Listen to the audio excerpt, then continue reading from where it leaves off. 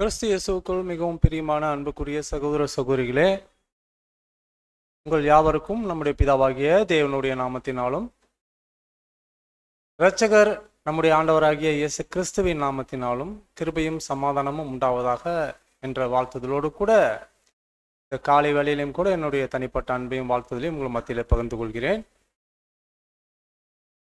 அன்புக்குரியவர்களே, இந்த ஒரு ஓய்வு நாளுக்குரிய ஒரு ஆவிக்குரிய போஜனமாகிய இந்த போஜனத்தை நாம் எடுத்துக்கொள்ளும் வண்ணமாக தேவன் இந்த நாளில் கிருபை செய்திருக்கிற இந்த ஒரு பாடத்தினுடைய தலைப்பு நாம் சகோதரர்கள் மூலியமாக கேட்டோம்.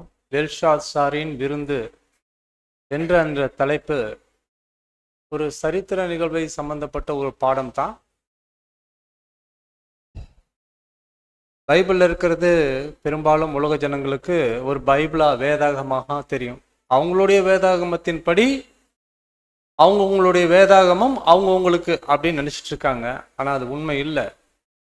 பைபிளுங்கிறது, அதாவது பரிசுத்த வேதாகமங்கிறது தேவனுடைய சிருஷ்டிப்பிலிருந்து இம்மட்டுமாக நடந்து வரக்கூடிய நடக்கப் போகிற சம்பவங்களை, தீர்க்க தரிசனங்களை எல்லாவற்றையும் உள்ளடக்கிய ஒரு அற்புதமான ஒரு வேத வாக்கியங்களடங்கிய தேவனுடைய புத்தகம்.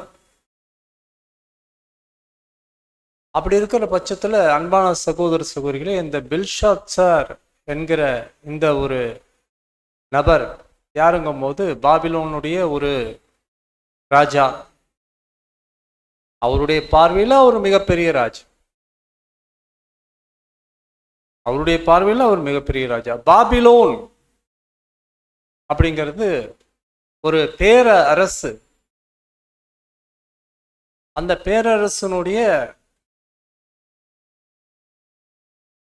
மிகப்பெரிய தலைநகரம் தான் இந்த பாபிலோன். உலகத்திலே ஒரு பெரிய ராஜ்யம், எல்லாவற்றையும் ஆளுகிற ராஜ்யம் என்று கூட சொல்லலாம். அதனுடைய கோட்டை என்பது விவரிக்கலாம் வேகமாக, சுருக்கமாகவும். 4 திசைகள் நமக்கு தெரியும். இது என்ன திசைங்க? கரெக்ட். எதுக்கு கேட்டேன்னா, நம்ம கொஞ்சம் ஸ்பிரிச்சுவலாக இருந்தோம்னா சரியாக இருக்கும். வடக்கு, இது correct. 14 mile 14 mile 14 mile 14 mile அதனுடைய கோட்டை சுவர்கள் கிட்டத்தட்ட இந்தாண்ட இருந்து இந்தாண்ட அப்படின்னு நீங்கள் கணக்கு வச்சுக்கலாம். அதனுடைய சுவரனுடைய உயரம் 350 அடி. 35 மாடி கட்டிடத்துக்கு ஒப்பானது. 35 மாடி கட்டிடம் எப்படி இருக்குமோ அந்த அளவுக்கு அது பெரியதாக எண்ணப்படுகிறது. அதனுடைய சுற்றளவு 56 மைல்கள். எப்படின்னா அந்த 14 கால்குலேட் பண்ணாவே தெரிஞ்சு போயிடும். 56 வந்துடும். 100 பலம் வாய்ந்த கதவுகளை கொண்டது. 100 பலம் வாய்ந்த கதவுகளை கொண்டது. ஒவ்வொரு கதவுகளும் 1/2 மைல் உயரத்துக்கு இருக்கும். எதுக்கு இதெல்லாம் நம்ம சொல்றோன்னு கேட்டீங்கன்னா, இந்த பெல்ஷாத்சாரினுடைய அந்த ஒரு மென்டாலிட்டி ஏன் இப்படி மாறுச்சு, எதனால அவர் இப்படி ஆனார் அப்படிங்கிறதுக்கான அடிப்படை காரணம் இவைகள் தான். அதுக்காக தான் சொல்றோம். எல்லாமே பிராஸ், பித்தளை, இரும்பு இவைகளால் கொண்டு ரொம்ப ஒரு பலமான ஒரு ஞானமுள்ள ஒரு ஏற்பாடாக அங்க செய்யப்பட்டிருந்தது. இதற்கு மத்தியில அதை சுற்றி, அந்த கோட்டையை சுற்றி யூப்ரட்டஸ் என்கிற ஒரு நதி ஓடிட்டு இருந்துச்சு. பாபிலோனுடைய சிறப்பு அம்சமே அதுதான். இந்த யூப்ரட்டஸ் நதி தான். யூப்ரட்டஸ் நதி அது அந்த கோட்டையினுடைய மையப்பகுதியிலும் ஓடும். உள்ள இருக்கவங்களுக்கெல்லாம் அந்த வசதிகள், விவசாயத்துக்கு, உணவுக்கு, எல்லாத்துக்குமே அது பயன்பாடா இருக்கக்கூடிய அந்த ஒரு நதி உள்ளாடியும் ஓடக்கூடிய அளவுக்கு என்ன பண்ணியிருக்காங்க கேட்டினா, அங்க அமைச்சிருந்தாங்க அப்படின்னு பார்க்குறோம்.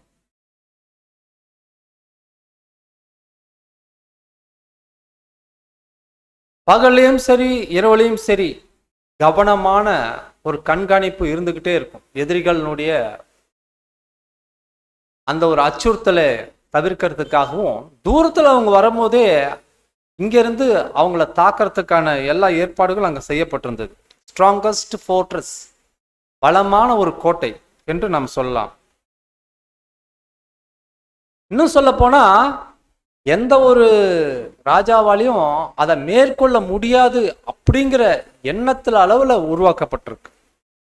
இதற்கு மையத்துல அவர்கள் வணங்குற அந்த ஒரு பேல் கடவுள், பேல் அந்த கடவுளினுடைய சிலை, கோல்டு இமேஜ், 50 அடி உயரமும் 4300 கிலோ 43,000 கிலோ எடையும் கொண்டது. இதற்கு மத்தியில இந்த இது வராது, பேல்ஸ்ல ஃபுல்லா கோல்டா செய்யப்பட்டிருக்கும். நடுவுல நெபுகாத்நேச்சர் கட்டின அந்த ஒரு அரண்மனை, அதை சுத்தி ராஜ பிரதானிகள், ராஜ மாளிகையை சேர்ந்தவர்கள் எல்லாரும் குடியிருக்கிறதுக்கு ஏற்பாடாக அங்க செய்யப்பட்டிருந்தது. இதுக்கு மத்தியில் என்ன சிறப்பு என்னன்னு கேட்டீங்கன்னா, இந்த ஒரு பாபிலோன் நகரத்துக்குள்ள தொங்கும் தோட்டம் இருந்துச்சு. தொங்கும் தோட்டம் உங்களுக்கு ஞாபகம் இருக்குங்களா?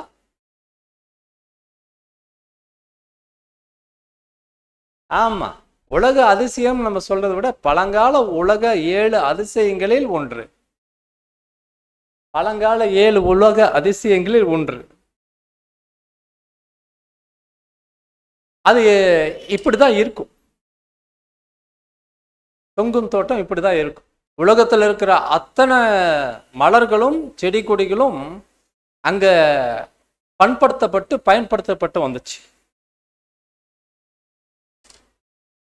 இதை பார்க்கறதுக்காக உலகம் எங்கிலும் ஜனங்கள் வந்து போயிட்டு இருந்தாங்க. விசிட்டர்ஸ், அதாவது வியாபாரிகள், சுற்றுலா நோக்கத்தோடு வர்றவங்க எல்லாரும் அங்கே வந்து போயிட்டு இருந்தாங்க அப்படின்னு பார்க்குறோம். பழைய ஏன்ஷியன்ட் 7 அதிசயங்களை பற்றி நம்ம சொல்லும் போது இப்போ இருக்கிறதுக்கும் பழசுக்கும் ஒரு ஒப்புமை சொல்லணும்னா கீசா பிரமிடு, அது இன்னும் இருக்கு. கீசா பிரமிடு, அந்த ஃபர்ஸ்ட் இமேஜ் கீசா பிரமிடு இருக்கு. ஹேங்கிங் கார்டன் ஆஃப் பெங்களூர், அதாவது தொங்கும் தோட்டம் இல்லை இப்போ.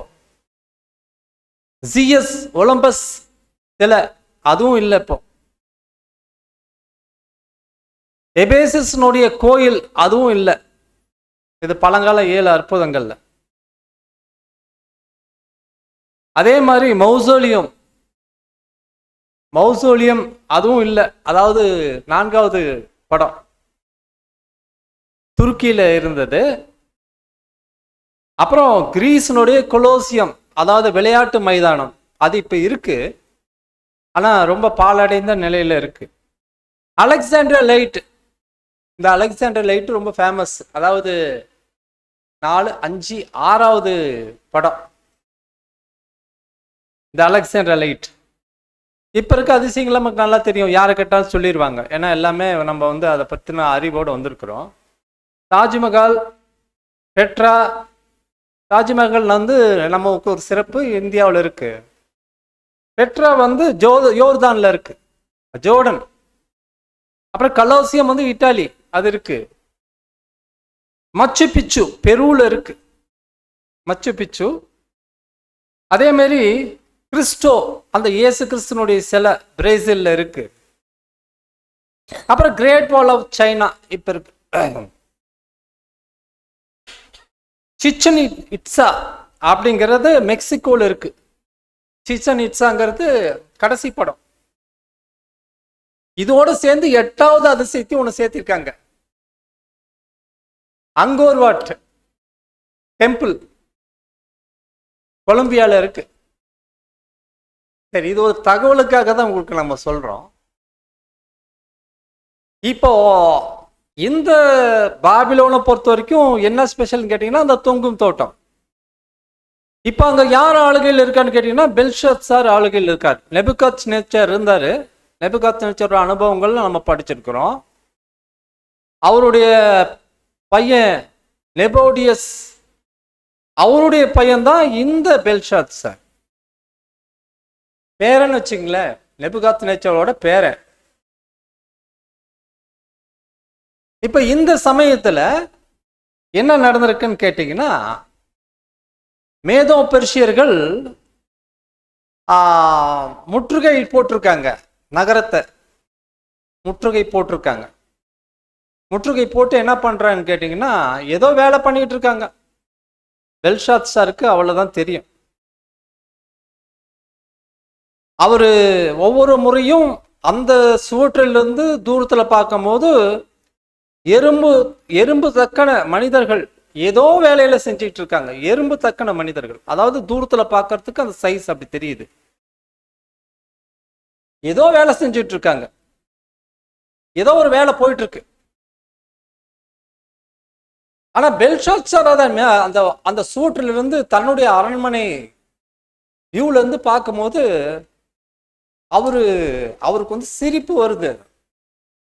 அவருக்கு ரொம்ப வந்து ஒரு என்னன்னு கேட்டீங்கன்னா, என்ன இப்படிப்பட்ட ஒரு நகரத்தை வந்து கைப்பற்ற முடியாத ஒரு நகரத்தை வந்து இவனுங்க என்னங்க பண்ணிட்டு இருக்கானுங்க அப்படின்னு சொல்லிட்டு அவர்கள் எல்லாம் பைத்தியக்காரன்கள் அப்படின்னு அவர் வந்து பார்த்து அவர் சிரிச்சிட்டு போறார் ஒவ்வொரு சமயத்திலையும்.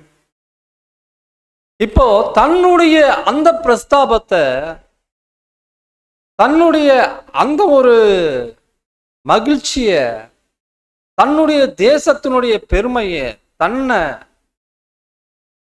தான் ஆளுகிற இந்த மகா பாபிலோனை பத்தி ஏற்பட்ட பெருமையினால அவர் என்ன பண்றாருன்னு கேட்டீங்கன்னா, முற்றிலுமாக மேதோ பர்ஷியர்கள் தோல்வி அடைஞ்சிட்டாங்கிற அந்த ஒரு எண்ணத்தோடு கூட அவர் மாபெரும் விருந்து அங்க ஏற்பாடு செய்கிறார். வழக்கமா வந்து முற்றுகை போட்ட சமயத்துல வந்து உணவு வந்து உள்ள வெளியே போகிறதுக்கு வாய்ப்பு இல்லை. ஆனாலும் இந்த பாபிலோனுடைய நகரம் வந்து வேறு வகையில் இருக்கு. எப்படி இருக்குன்னு கேட்டீங்கன்னா, எல்லாமே உள்ள இருக்கு. இன்னும் 10-20 வருஷம் ஆனாலும் எந்த ஒரு குறைவும் இல்லாம மக்கள் நல்லா திருப்தியா சாப்பிட்டுட்டு கடந்து போகலாம், அந்த அளவுக்கு இருக்குது. ஸோ அதனால என்ன கேட்டேன்னா, தன்னுடைய தேசத்தினுடைய பெருமையும் தன்னுடைய நகரத்தினுடைய அந்த ஒரு பலத்தையும் பிரஸ்தாபப்படுத்துறதுக்காக ஒரு மாபெரும் விரும்ப கொடுக்கிறார். இப்ப அந்த முற்றுகை போட்ட மேதோ பெர்ஷியர்கள் யாருன்னா சைரஸினுடைய தலைமையில அங்க முற்றுகை போட்டிருக்காங்க. அதனால ஒரு இருமாப்போட ஒரு ஆடம்பரமான ஒரு விருந்து அங்க ஏற்பாடு பண்றாரு. அதற்கு யாரெல்லாம் அழைக்கப்பட்டிருந்தாங்க? பிரின்சஸ், இளவரசன்கள், இளவரசிகள் எல்லாம் அழைக்கப்பட்டிருக்காங்க. அவருடைய மனைவிகள் எல்லாம் அழைக்கப்பட்டிருந்தாங்க. அவருடைய மறுமணமாட்டிகள் எல்லாம் அழைக்கப்பட்டிருந்தாங்க. அப்புறம் ஆயிரக்கணக்கான பிரபுக்கள் அங்க அழைக்கப்பட்டு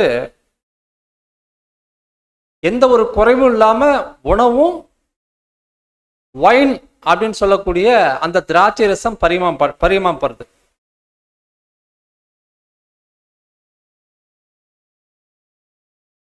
அப்போ அங்க இருந்த ஒரு விஷயம் நமக்கு நல்லா தெரியும். அவருடைய தாத்தா நெபுகத்நேச்சர் நமக்கு நல்லா தெரியும். அவர் எப்படி இருந்தவர், எப்படி மாறினவர், எதை உண்மையான தெய்வமா ஏற்றுக்கொண்டார் அப்படிங்கிறதெல்லாம் நமக்கு நல்லா தெரியும். அவர் அந்த முழு உலகத்தையும் அவர் எப்படி ஆண்டாரு, எதன் மூலியமாக அவருக்கு அது கையளிக்கப்பட்டது என்பதெல்லாம் அவருக்கு நன்றாக தெரியும். ஆனா இந்த பெல்ஷாத்சாரினுடைய நிலை முற்றிலுமாக தலைகீழாக இருக்கு. அப்போ விருந்து சாலைங்கிறது எப்படின்னு கேட்டீங்கன்னா, ஒரு ராயல் பேலஸ்ல ஒரு பால் ரூம்னு சொல்லுவாங்க, நீட்டமான ஒரு டேபிள் போடப்பட்டிருக்கும். நீட்டமான ஒரு டேபிள் போடப்பட்டிருக்கும். ராஜா ஒரு முனையில உட்காந்துருப்பாரு, பிரபுக்கள் எல்லாம் அதை சுத்தி உட்காந்துருப்பாங்க. அப்ப விருந்து பரிமாறப்படும். மேல சாண்டலியர். அப்போ நமக்கு நல்லா தெரியும், எல்லாமே தீபங்கள் தான் இல்லைங்களா? சாண்டலியர்கள் மேல இருந்து அந்த தீபம் ஏற்றி எண்ணெயில அது எரிகிற மாதிரியான ஏற்பாடுகள் செய்யப்பட்டிருக்கும். இவரு முன்னணியில உட்கார, எல்லாரும் சுற்றி உட்கார ஒரு மாபெரும் விருந்து அங்க ஏற்பாடு செய்யப்பட்டிருக்கு அப்படின்னு நம்ம பார்க்கிறோம். அப்போ யாருமே வந்த உடனே சாப்பிட முடியாது. ராஜாவோட சிக்னல் வேணும். ராஜா அப்படி ஓகே தலையாட்டினாதான் விருந்துகள் அங்க செய்யப்படும். அப்ப ஹண்ட்ரட்ஸ் ஆஃப் ஸ்லேவ்ஸ், நூற்றுக்கணக்கான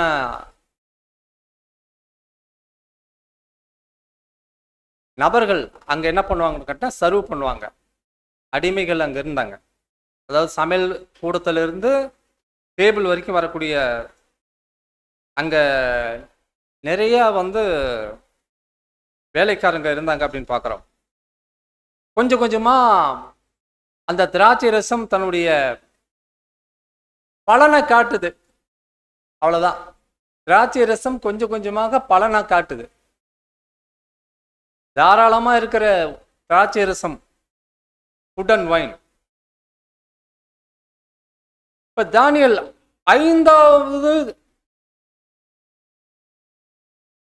அதிகாரத்துல நம்ம பார்க்கிறோம், நேபுகாத்நேச்சார் இறந்துட்டாரு, நெபோடிஸும் இறந்துட்டாரு. இப்போ பெல்ஷாத்சார் அவருக்கு சமீபத்தில் தான் இந்த ஒரு அரியாசனத்தில் உட்காந்துருக்காரு. இப்போ இந்த அபரிதமான அந்த செல்வத்தையும் செல்வாக்கையும் ஒருவருக்கு திடீர்னு ஏற்பட்டுச்சுன்னா அவருடைய மனநிலை எப்படி இருக்கும் அப்படிங்கிறதுக்கு நம்ம அங்க பார்க்குறோம். இப்போ சைரஸ் முற்றுகை போட்டிருக்காரு, நமக்கு நல்லா தெரியும். இப்ப எஸ்ஐயா புத்தகத்துல சொல்லப்பட்ட அந்த ஒரு விஷயத்தை நம்ம வாசிக்கலாம். எஸ்ஐயா 44:28.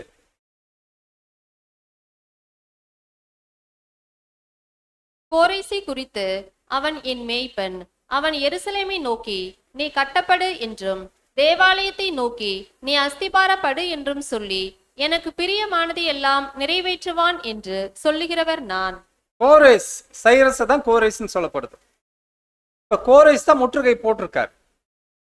தீர்க்க தரிசனம் அதே இடத்துல 45:1 எஸ்ஐயா. கர்த்தராகிய நான் அபிஷேகம் பண்ணின கோரேசுக்கு முன்பாக ஜாதிகளை கீழ்ப்படுத்தி ராஜாக்களின் இடைக்கட்டுகளை அவிழ்க்கும் படிக்கும், அவனுக்கு முன்பாக வாசல்கள் பூட்டப்படாதிருக்க கதவுகளை திறந்து வைக்கும் படிக்கும், அவனை பார்த்து அவனது வலது கையை பிடித்துக்கொண்டு அவனுக்கு சொல்லுகிறதாவது. ஆமா அன்பான சகோதர சகோதரி, 2வது வசனம் கூட நீங்க தொடர்ந்து வாசிக்கலாம்.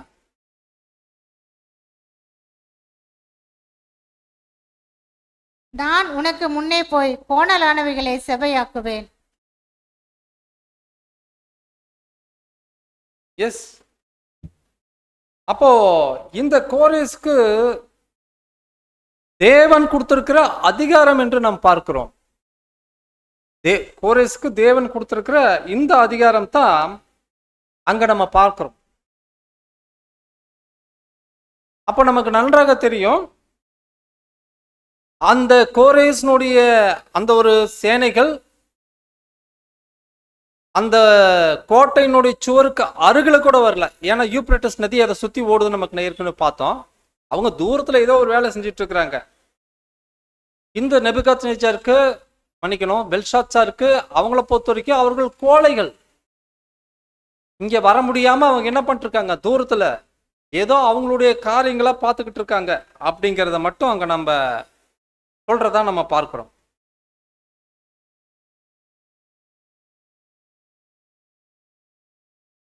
இப்ப என்ன நடக்குன்னா,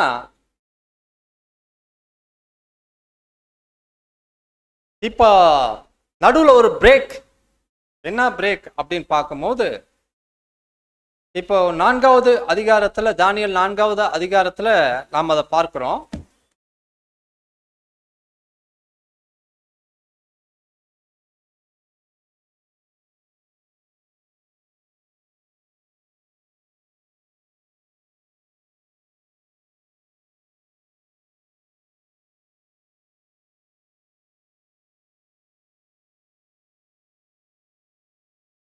5வது அதிகாரம் 1வது வசனத்திலிருந்து வாசிங்க. பெல்ஷாத்சார் என்னும் ராஜா தன் பிரபுக்களில் 1000 பேருக்கு ஒரு பெரிய விருந்து செய்து அந்த 1000 பேருக்கு முன்பாக திராட்சை ரசம் குடித்தான். தொடர்ந்து வாசிங்க. பெல்ஷாத்சார் திராட்சை ரசத்தை ருசித்து கொண்டிருக்கையில் அவன் தன் தகப்பனாகிய நேபுகாத் நேச்சார் எருசலேம் தேவாலயத்திலிருந்து கொண்டு வந்த பொன் வெள்ளி பாத்திரங்களில் ராஜாவாகிய தானும் தன் பிரபுக்களும் தன் மனைவிகளும் தன் வைப்பாட்டிகளும் குடிக்கிறதற்காக அவைகளை கொண்டு வரும்படி கட்டளையிட்டான். அப்பொழுது இப்போ ஒரு நிமிஷம். இப்போ இதுக்கு நடுவுல என்ன நடக்குது அப்படின்னா, ஒரு கேப்ல என்ன நடக்குதுன்னு கேட்டீங்கன்னா, a prominent noble stood, அதாவது அங்க இருக்கிற பிரபுக்கள்ல மிக முக்கியமானவர் எழுந்து அவரு சொல்றாரு. என்ன சொல்றாருன்னு கேட்டீங்கன்னா, இது இங்க பதிவு செய்யப்படல, சகோதரர் ரசல் அவர்களுடைய கமெண்ட்ரியில நம்ம பார்க்கலாம். என்ன சொல்றாருன்னு கேட்டீங்கன்னா, எபிரேய தேவனை போல் தேவனை நாம் பார்த்ததுண்டோ என்று அந்த ஒரு கேள்வியை அவர்களுக்குள்ள கேட்டாங்க. அங்கிருந்த அநேகர் என்ன பண்ணிட்டாங்கன்னு கேட்டீங்கன்னா, எபிரேயரின் தேவன் மேல ரொம்ப பயபக்தி உள்ளவங்களா இருந்தாங்க.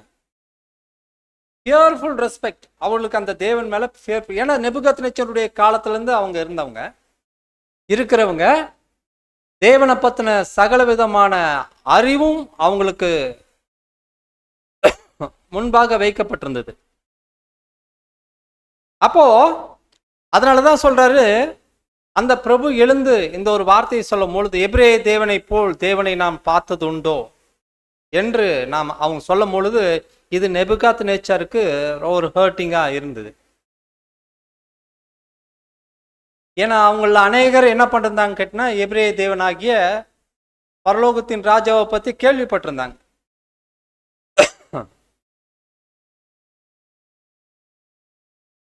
அப்போ அவர் சொன்ன அந்த இன்னொரு வார்த்தை என்ன தெரியுங்கன்னா, பாபிலோன்ல இருக்கிற தேவர்கள் பரலோகத்தில் இருக்கிற தேவனை விட யாராவது பெரியவங்க இருக்காங்களா?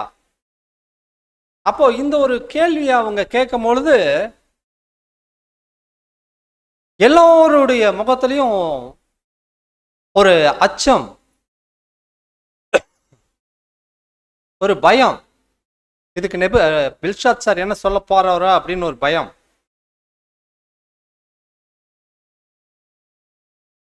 இது ராஜாக்கு ஒரு மிகுந்த ஒரு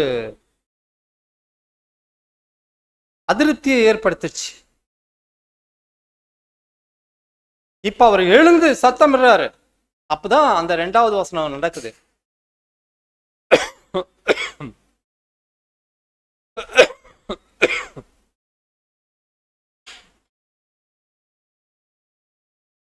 வாசிங்க சகோதரி. பெல்ஷாத்சார் திராட்சை ரசத்தை ருசித்துக் கொண்டிருக்கையில் அவன் தன் தகப்பனாகிய நெபுகத்நேச்சர் எருசலேம் தேவாலயத்திலிருந்து கொண்டு வந்த பொன் வெள்ளி பாத்திரங்களில் ராஜாவாகிய தானும் தன் பிரபுக்களும் தன் மனைவிகளும் தன் வைப்பாட்டிகளும் குடிக்கிறதற்காக அவைகளை கொண்டு வரும்படி கட்டளையிட்டான்.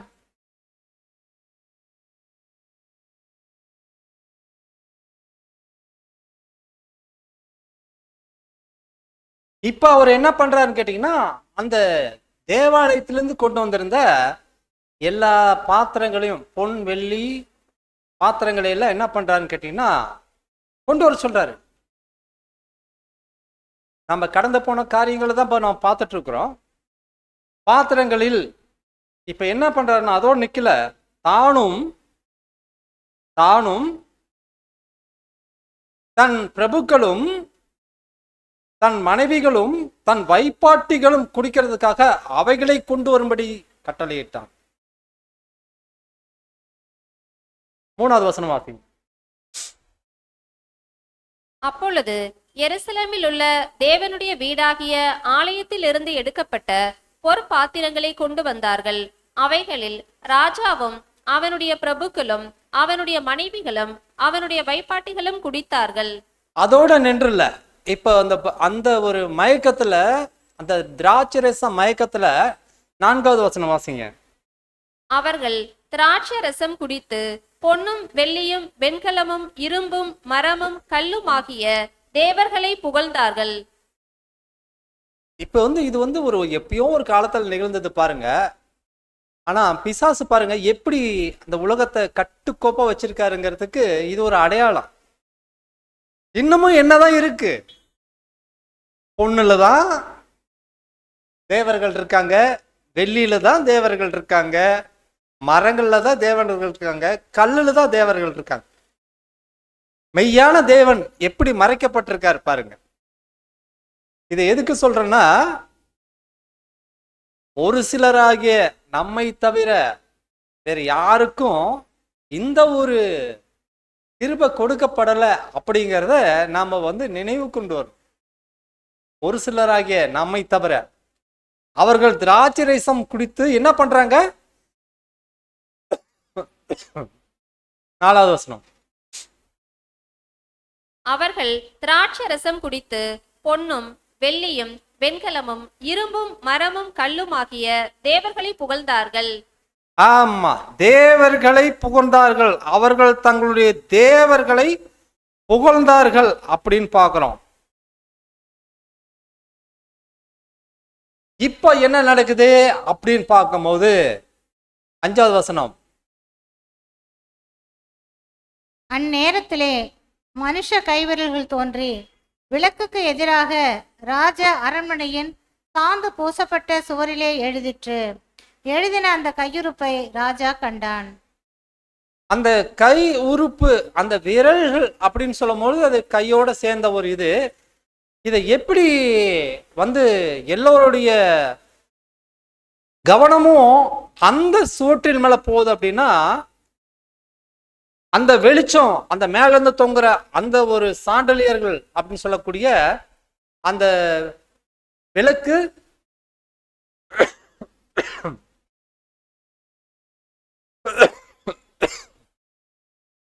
அந்த விளக்கு ஒளி வீசக்கூடிய அந்த இடத்துல இருந்து அப்படியே போகும்போது ஒரு மறைவு ஏற்படுது இல்லைங்களா? ஒரு மறைவு ஏற்படும். அந்த மறைவை பார்த்துட்டு தான் எல்லோருடைய கவனமும் அங்க போகுது, அந்த செவுற்றின் மேல போகுது. எல்லாருடைய கவனமும் இப்ப அங்க செவுற்றின் மேல போகுது. என்ன எழுதுது? அந்த கையிருப்பை ராஜா கண்டான். 6வது. அப்பொழுது ராஜாவின் முகம் வேறுபட்டது. ராஜாவின் முகம் வேறுபட்டது. அவனுடைய நினைவுகள் அவனை கலங்க பண்ணினது. அவனுடைய இடுப்பின் கட்டுகள் தளர்ந்தது. அவனுடைய முழங்கால்கள் ஒன்றோடொன்று மோதிக்கொண்டது. இப்படி ஒரு அனுபவம் யாரையாவது பார்த்திருக்குமா? முழங்கால் ரெண்டும் அப்படி படபட படபடன்னு அடிச்சுக்கிற அந்த ஒரு அனுபவம் யார்கிட்டயா பார்த்திருக்குமா? எப்ப அது நடக்கும் தெரியுங்களா? ரொம்ப பயம் வந்துச்சுன்னா தான் நடக்கும். ரொம்பவும் ஒருவர் தன்னல மறக்கிறாரு, ஒரு பயம் முற்றிலுமா அவருக்கு ஏற்பட்டுச்சுன்னா இந்த மாதிரியான விஷயங்கள் நடக்கும். அவருடைய முழங்கால்கள் என்ன ஆகுது? ஒன்னோட ஒண்ணு இடிச்சுக்குது. அப்படிங்கிற அளவுக்கு அந்த ஒரு வாக்கியங்கள்ல இருந்து நம்ம பார்க்கிறோம். தளர்ந்து அவனுடைய முழங்கால்கள் ஒன்றோடு ஒன்று மோதி கொண்டது. காலெல்லாம் நடுங்க ஆரம்பிச்சிருச்சு. ராஜா அதை கண்டான். இப்ப அவர் உடனே என்ன சொல்றாருங்க? ராஜா உரத்த சத்தமிட்டு ஜோசியரையும் கல்தேயரையும் குறி சொல்லுகிறவர்களையும் உள்ளே அழைத்து வரும்படி சொன்னான். ராஜா பாபிலோன் ஞானிகளை நோக்கி, இந்த எழுத்தை வாசித்து இதன் அர்த்தத்தை எனக்கு வெளிப்படுத்துகிறவன் எவனோ அவன் இரத்தாம்பரமும் கழுத்திலே பொற் சரப்பணியும் தரிப்பிக்கப்பட்டு ராஜ்யத்திலே 3ஆம் அதிபதியாய் இருப்பான் என்று சொன்னான். அவ்வளவுதான். இதான் ஆஃபர். இது ஆஃபர் கொடுக்குறாரு. என்ன கொடுக்குறாருன்னு கேட்டீங்கன்னா, ராஜா என்ன சொல்றாருன்னு கேட்டீங்கன்னா, எல்லாரையும் கூப்பிடுறாரு. அவர் கூப்பிடுறவங்களாம் பாருங்க, ஜோசியர், கல்தேயர், குறி சொல்றவங்க. ஒரு காலத்துல நம்மளும் அதெல்லாம் பார்த்துட்டு இருந்தோம். உள்ளே அழைத்து வரும்படி சொல்லி இப்ப என்ன பண்றாரு? இதனுடைய அர்த்தத்தை எவன் சொல்லுகிறானோ அவனுக்கு நம்ம என்ன பண்றோம்? ரத்தாம்பரம் தரிக்கிறோம். ரத்தாம்பரங்கிறது ஒரு ராயல் அடார்ன்மெண்ட், ஒரு கிஃப்ட், அங்கீகாரம். அப்புறம் பொற்சரப்பாணியும் தரிக்கப்பட்டு ராஜ்யத்தில் 3ஆம் அதிபதியாக இருப்பான். இந்த வசனத்தை மட்டும் நீங்க நோட் பண்ணிடுங்க. ராஜா தொடர்ந்து வாசிங்க 8வது வசனம். அப்பொழுது ராஜாவின் ஞானிகள் எல்லாரும் வந்து சேர்ந்தார்கள். ஆனாலும் அவர்கள் அந்த எழுத்தை வாசிக்கவும் அதன் அர்த்தத்தை ராஜாவுக்கு தெரிவிக்கவும் கூடாது இருந்தது. ஆமா, எல்லாரும் இப்படி தலையாட்டிட்டாங்க. எல்லாரும் என்ன பண்ணிட்டாங்க? இப்படி தலையாட்டிட்டாங்க. அவர்களால் தெரிவிக்க கூடாதுமா இருந்தது. அப்பொழுது 9வது வசனம். அப்பொழுது ராஜாவாகிய பெல்ஷாத்சார் மிகவும் கலங்கினான். அவனுடைய முகம் வேறுபட்டது. அவனுடைய பிரபுகள் திகைத்தார்கள். இப்போ எல்லாத்துக்குமே வந்து என்னன்னு கேட்டீங்கன்னா ஒரு பயம் வந்துருச்சு. ராஜா, ஏன்னா ஒரு தேசங்கிறது ராஜாவை சார்ந்ததா இருக்கு. ராஜாவே இப்படி கலங்கிட்டாருன்னா என்ன ஆகும்? இருக்கிறவங்க கூட இருக்கவங்க எல்லாமே என்ன ஆயிடுவாங்க? ஆமா, கூட இருக்கவங்க எல்லாமே என்ன ஆயிட்டான்னு கேட்டீங்கன்னா அவங்களும் தளர்ந்து போயிட்டாங்க. அவங்களுக்கும் என்ன சொல்றதுன்னு தெரியல. யாராலையும் அந்த ஒரு அர்த்தத்தை சொல்ல முடியாதனால எல்லோரும் திகைத்து போனாங்க அப்படின்னு பாக்குறோம். இப்போதான் என்னன்னு கேட்டீங்கன்னா ராஜாத்தி அம்மா, அதாவது ராஜமாதா, அவங்க அங்கெல்லாம் வரல, அவங்கள வரமாட்டாங்க. யாருன்னு கேட்டீங்கன்னா நெபுகாத்நேச்சாருடைய மனைவி. ஒண்ணு பெல்ஷாத்சாரனுடைய அம்மாவா இருக்கலாம், இல்லைன்னா அதாவது நெபோடிஸோட அம்மாவா இருக்கலாம், அல்லது நெபுகாத்நேச்சாருடைய மனைவியா இருக்கலாம். ஆக வந்து இருக்கிறதுலே வயசானவங்க அவங்க தான் இருக்கும். ராஜா மாதாக்குன்னு ஒரு கௌரவம் இருக்கு. அவங்களுக்கு ஒரு தனி அரண்மனை வச்சிருப்பாங்க. அந்த தனி அரண்மனையில் அவங்க என்ன பண்ணுவாங்கன்னு கேட்டிங்கன்னா தங்கியிருப்பாங்க. தேவைப்பட்டா மட்டும்தான் அவங்க என்ன பண்ணுவாங்கன்னு கேட்டிங்கன்னா வருவாங்க, காரியத்தில் தலையிடுவாங்க. மற்றபடி அவங்களுக்கு எந்த ஒரு ராஜ்யத்திலையும் அவங்களுக்கு எந்த ஒரு பங்கும் கிடையாது. அவங்களுக்குரிய அந்த ஒரு கௌரவமும் மரியாதையும் எப்பொழுதுமே இருக்கும். அதான் இப்ப 10வது வசனம் வாசிங்க. ராஜாவும் அவனுடைய பிரபுக்களும் சொன்னவைகளை ராஜாத்தி கேள்விப்பட்டு விருந்து சாலைக்குள் ஆமா, பிரவேசித்தார். எப்பயுமே வராதவங்க என்ன ஆயிட்டாங்க கேட்டீங்கன்னா அன்னைக்கு அவங்க என்ன பண்றாங்கன்னா உள்ள வராங்க. ஏன்னா பிரச்சனைகள் அங்க அதிகமாகுது. ஒரே கூச்சல் குழப்பமா இருக்கிறதுனால ராஜாத்தி அம்மா பக்கத்துல தான் இருந்திருப்பாங்க போல இருக்கு. அதாவது பக்கத்துல தான் அவங்களுடைய அரண்மனை இருந்திருக்கும் போல இருக்கு. அப்போ அவங்க என்ன பண்றாங்கன்னா உள்ள என்டர் ஆகுறாங்க. அப்போ சொல்லு வாசிங்க. அப்பொழுது ராஜாத்தி, ராஜாவே, நீர் என்றும் வாழ்க. உமது நினைவுகள் உம்மை கலங்க பண்ணவும் உமது முகம் வேறுபடவும் வேண்டியதில்லை.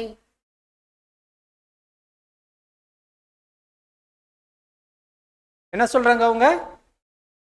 இப்ப ஃபர்ஸ்ட் அந்த ஒரு பாயிண்ட் மட்டும் நீங்க நோட் பண்ணுங்க. தானியேல் என்டர் ஆகிறதுக்கும் இவங்க என்டர் ஆகிறதுக்குள்ள வித்தியாசம் நம்ம அங்க பார்க்க போறோம். என்ன சொல்றாங்க? ராஜாத்தி அம்மா வராங்க, இருக்கிறதுலே வயதானவங்க, அது இல்லாம மரியாதை மிக்கவங்க. அவங்க வந்தோடனே என்னதான் சொல்றாங்க? ஆமா, ராஜாவே நீர் வாழ்க. அப்ப பாருங்க இவர்கள் எவ்வளவு புகழுக்கு அடிமைகளா இருந்தாங்க அப்படிங்கிறத பாருங்க.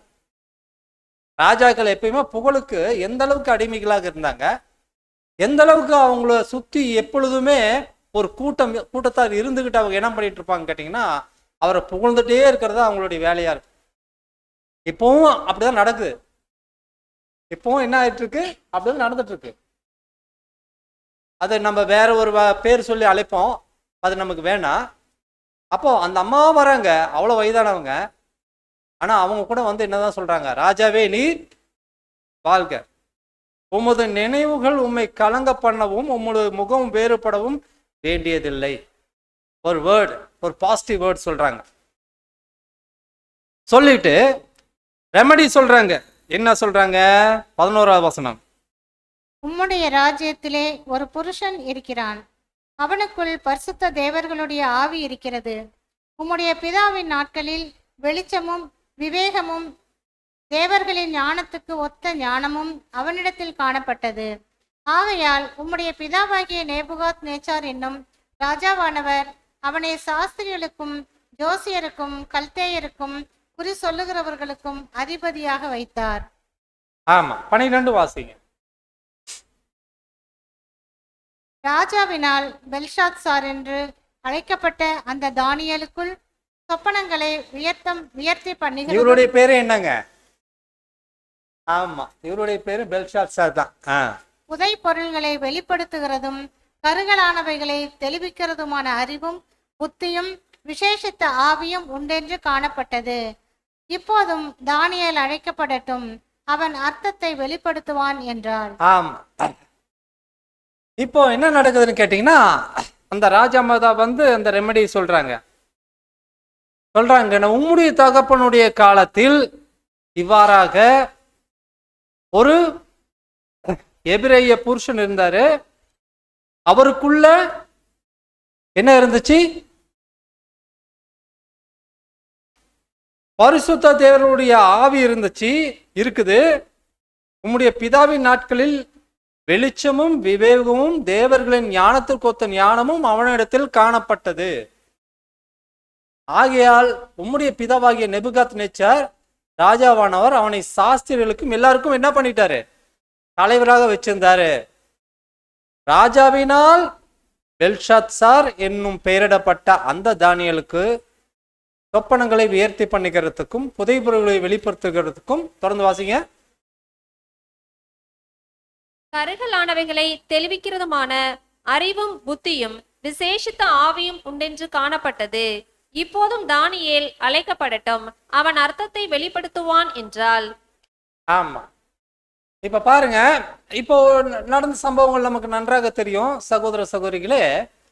இப்போ இந்த விஷயம் கேள்விப்பட்டு ராஜமாதா வராங்க, தானியேலை அழைத்து வர சொல்றாங்க. பெல்ஷாத்சார் என பெயரிடப்பட்ட அந்த தானியேல் அழைத்து வரப்படுறாரு. இப்ப தானியேல் உள்ள வராரு. இப்ப ராஜமாதா உள்ள வந்தோன்னா என்ன சொன்னாங்க? ராஜாவே நீர் என்று வாழ்க அப்படின்னாங்க. இப்ப தானியேல் உள்ள வராரு, ஏதாவது ஒரு வார்த்தை சொல்றாரா பாருங்க. அதாவது பயங்கிறது இது எதுக்கு சொல்றோம் கேட்டீங்கன்னா, தேவனுக்கு மாத்திரமே பயந்துக்கிற அந்த ஜனங்கள் மனிதர்களுக்கு என்ன பண்ண மாட்டாங்க? பயப்பட மாட்டாங்க. தானியேல் ராஜாவின் முன் உள்ளே அழைத்து வரப்பட்டான். ராஜா தானியேலை பார்த்து இப்ப என்ன சொல்றாரு பாருங்க. ராஜா தானியேலை பார்த்து ராஜா தானியேலை பார்த்து, நீ என் பிதாவாகிய ராஜா யூதாவில் இருந்து சிறைப்பிடித்து வந்த யூதரில் ஒருவனாகிய தானியேல் அல்லவா? எப்படி சொல்றாரு பாருங்க. அதாவது தன்னை விட மற்றவங்களை அப்படி ஒரு தாழ்த்துற அந்த ஒரு குணம் ராஜாக்களுக்கு எப்பயுமே இருக்கும். தனக்கு நிகர வைக்கவே மாட்டாங்க. ராஜா மாதா சொன்னது என்ன, ராஜா சொல்றது என்ன? நீ சிறைப்பிடிக்கப்பட்டு அழைத்து வரப்பட்ட ஒருவனாகிய யூதாவிலிருந்து சிறைப்பிடித்து வந்த யூதரில் ஒருவனாகிய தானியேல் அல்லவா? இந்த ஒரு கர்வம் பாருங்க. அந்த கர்வம் தான் இவனுக்கு ஏற்படக்கூடிய அந்த ஒரு தண்டனைக்கான காரணமாக இருந்ததாக பார்க்கிறோம். கர்வம். 14 உனக்குள்ளே தேவர்களின் ஆவி உண்டென்றும் வெளிச்சமும் புத்தியும் விசேஷித்த ஞானமும் உன்னிடத்தில் காணப்பட்டது என்றும் உன்னை குறித்து கேள்விப்பட்டேன். உன்னை குறித்து நான் கேள்விப்பட்டேனே, உனக்குள்ள விசேஷ ஆவி இருக்குதா? தேவர்களின் ஆவி இருக்கா? வெளிச்சமும் புத்தியும் விசேஷ ஞானமும் உனக்குள்ள காணப்படுதா? நான் கேள்விப்பட்டனே அப்படின்னு சொல்லிட்டு 15ஆம் வசனம் வாசிங்க. இப்போதும் இந்த எழுத்தை வாசிக்கிறதற்கும் இதன் அர்த்தத்தை எனக்கு தெரிவிக்கிறதற்கும் சாஸ்திரிகளும் ஜோசியரும் எனக்கு முன்பாக அழைத்து கொண்டு வரப்பட்டார்கள். ஆனாலும் இந்த வசனத்தின் அர்த்தத்தை வெளிப்படுத்த அவர்களால் கூடாமற் போயிற்று. தானியேல் அழைத்து கொண்டு வரும்போது தானியேலுக்கு வயது எவ்வளவு தெரியுங்களா? 90 வயசு. தானியேல் அங்க அழைத்து வரப்படும் போது ராஜன் தானியேலுக்கு 90 வயசு. பக்கத்துல தான் இங்கே இருந்தாரு. ஏதோ ஒரு அவருக்கு ஒதுக்கப்பட்ட இடங்கள்ல கூடியிருந்தார். எல்லாம் நடக்கிறத எல்லாம் தானியேலுக்கு நன்கு தெரியும். தேவனுடைய பாத்திரத்தை கொண்டு வர சொன்ன வரைக்கும் அவருக்கு நன்றாக அறிந்திருந்தார். அவரை அழைத்து வர சொன்ன போது கூட அவருக்கு ஒரு ஆச்சரியம் ஏற்படல. அதே வேளையில ராஜா கொடுத்த சன்மானங்கள், வெகுமதிகள், அறிவிக்கப்பட்ட சன்மானங்கள் கூட அவர் ஆச்சரியப்படுத்தல. அவருக்கு தெரியும் இந்த உலக பொருள் என்ன இல்லை, ஒண்ணுமே இல்லை அப்படிங்கிறது அவருக்கு நன்றா தெரியும். அதே நேரத்தில் அவர் ராஜாவை பார்த்து பயப்படவும் கிடையாது. He had no fear of the king. As a prophet, ஒரு தீர்க்கதரிசியா அவருக்கு ராஜா மேல எந்த ஒரு பயமும் இல்லை. தைரியமாக ராஜா முன்னாடி அவர் பேசுறார். என்ன சொல்றாரு பாருங்க.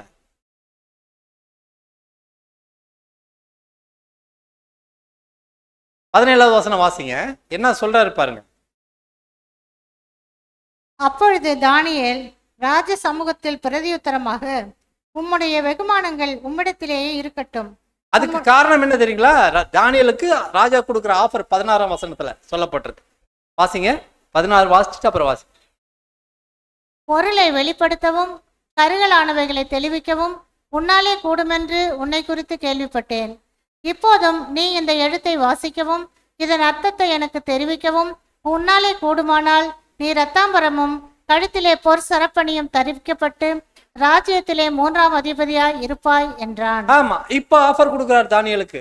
என்ன சொல்றாரு?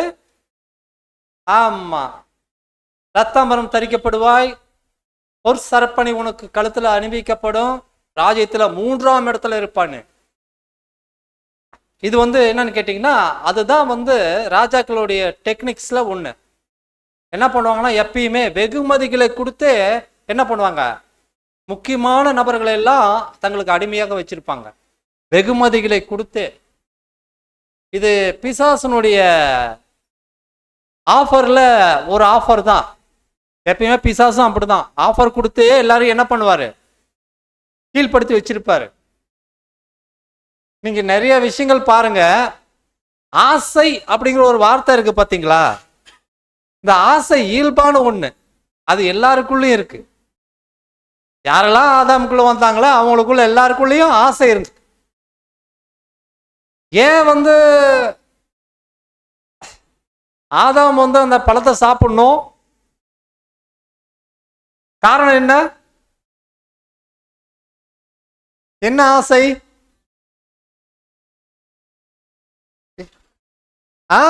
கரெக்ட்.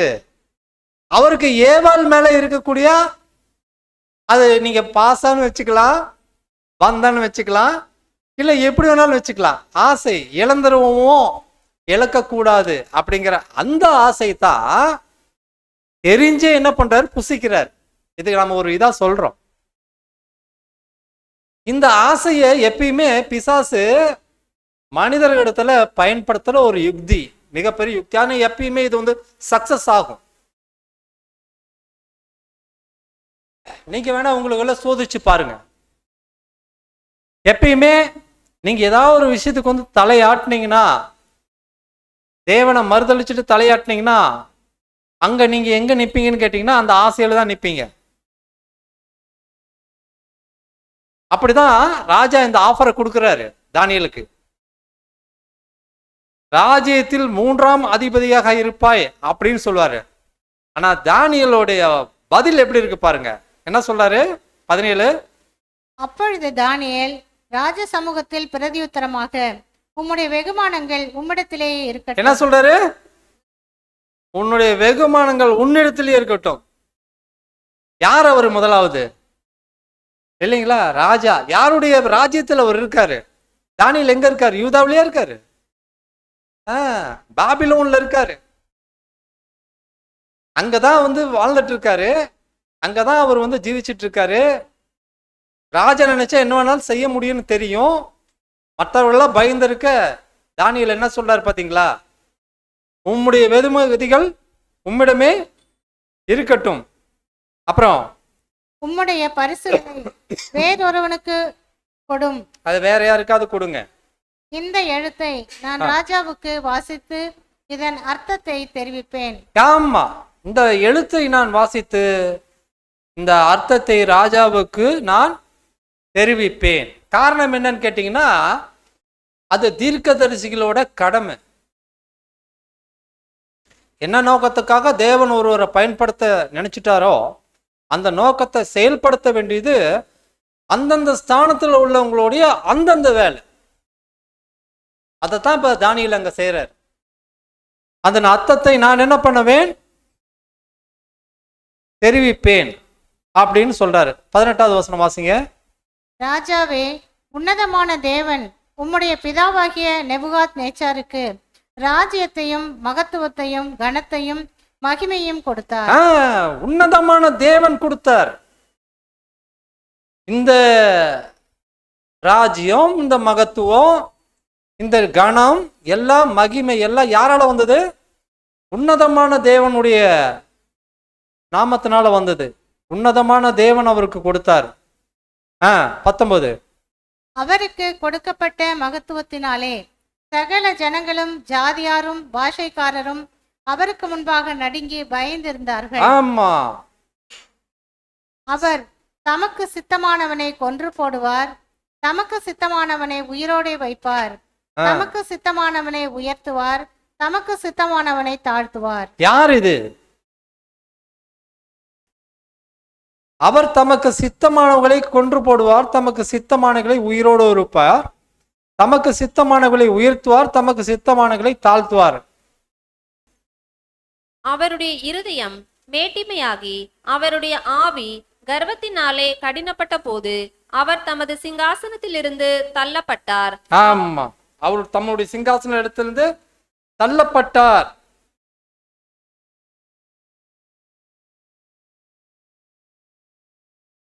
இப்ப 22 வாசிங்க. அவருடைய குமாரனாகிய பெல்ஷாத்சார் என்னும் நீரோ வென்றால் இதையெல்லாம் அறிந்திருந்தும் உமது இருதயத்தை தாழ்த்தாமல் வாசிங்க தொடர்ந்து. பரலோகத்தின் ஆண்டவருக்கு விரோதமாக உம்மை உயர்த்தினீர். அவருடைய ஆலயத்தின் பாத்திரங்களை உமக்கு முன்பாக கொண்டு வந்தார்கள். நீரும் உம்முடைய பிரபுக்களும் உம்முடைய மனைவிகளும் உம்முடைய வைப்பாட்டிகளும் அவைகளில் திராட்சை ரசம் குடித்தீர்கள். இதுவும் அன்றி தம்முடைய கையில் உமது சுவாசத்தை வைத்திருக்கிறவரும் உமது வழிகளுக்கு எல்லாம் அதிகாரியமாகிய தேவனை நீர் மகிமைப்படுத்தாமலும் காணாமலும் கேளாமலும் உணராமலும் இருக்கிற வெள்ளியும் பொன்னும் வெண்கலமும் இரும்பும் மரமும் கல்லுமாகிய தேவர்களை புகழ்ந்தீர்.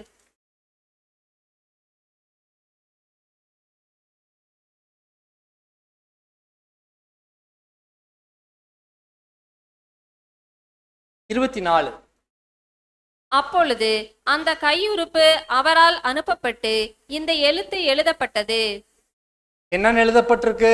25. எழுதப்பட்ட எழுத்து என்னவென்றால் மெனே மெனே தெக்கேல் உப்பார்சின் என்பதே. ஆமா, என்ன எழுத்து எழுப்பப்பட்டது? ஓ பெல்ஷாத்சாரே, அந்த கையிருப்பு அவரால் அனுப்பப்பட்டு இந்த எழுத்து எழுதப்பட்டது. எழுதப்பட்ட அந்த எழுத்து என்னவென்றால் மெனே மெனே தெக்கேல் உப்பார்சின்.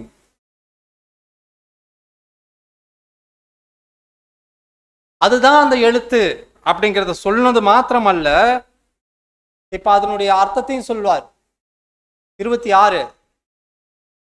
இந்த வசனத்தின் அர்த்தமாவது, மெனே என்பதற்கு தேவன் உன் ராஜ்யத்தை மட்டிட்டு அதற்கு முடிவுண்டாக்கினார் என்றும், Your kingdom has been numbered. உம்முடைய ராஜ்யத்தினுடைய நாட்கள் எண்ணப்பட்டுச்சு. அடுத்து இன்னொரு மேனே இல்லையா? அதேதான். தெக்கேல் என்பதற்கு 27. தெக்கேல் என்பதற்கு நீ தராசிலே நெருக்கப்பட்டு குறைய காணப்பட்டாய் என்றும். ஆமா, நீ என்ன பண்ணப்பட்ட இருக்க? தராசுல நிற்கப்பட்டிருக்க, வைக்கப்பட்டிருக்க அப்படின்னு பார்க்கிறோம். அடுத்து பெரேஸ் என்பதற்கு உன் ராஜ்யம் பிரிக்கப்பட்டு மேதியருக்கும் பெர்சியருக்கும் கொடுக்கப்பட்டது என்றும் அர்த்தமாம் என்றான். கொடுக்கப்பட்டதாம் என்றார். இப்ப 29வது வசனம் வாசிங்க.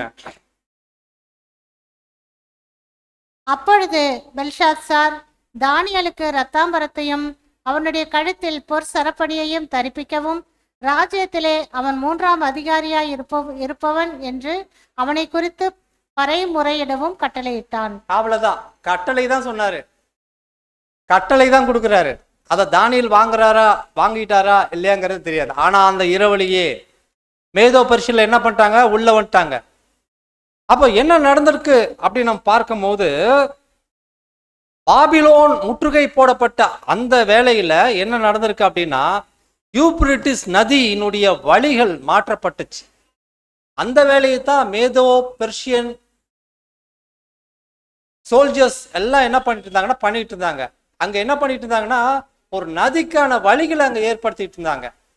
இப்ப இந்த நதி உள்ள போறதுனால தான் இவ்வளவு செழிப்பு, பாதுகாப்பு எல்லாம். இப்ப என்ன பண்ணிட்டாங்க, அந்த நதியினுடைய வழியை மாற்றி போட்டுட்டா என்ன ஆயிரும், நதியினுடைய வழி மாறிடுச்சுனாவே நதி வரக்கூடிய வழிகள் எல்லாம் என்ன ஆயிடும், காலி ஆயிடும் இல்லைங்களா? காலி ஆயிடுச்சுன்னா என்ன ஆகும் அப்படின்னா, தாரியஸ்னுடைய சைரஸ்னுடைய அந்த ஒரு படைகள் உள்ள வந்துரும் அப்படின்னு பார்ப்போம். இப்ப சைரஸ் மார்ச்ட் இன்டு அப்படின்னு பார்க்கணும். அந்த ஒரு வறண்ட நதிகள் மூலியமாக சைரஸ் என்ன பண்றாருன்னா உள்ள வராரு அப்படின்னு பார்க்கிறோம்.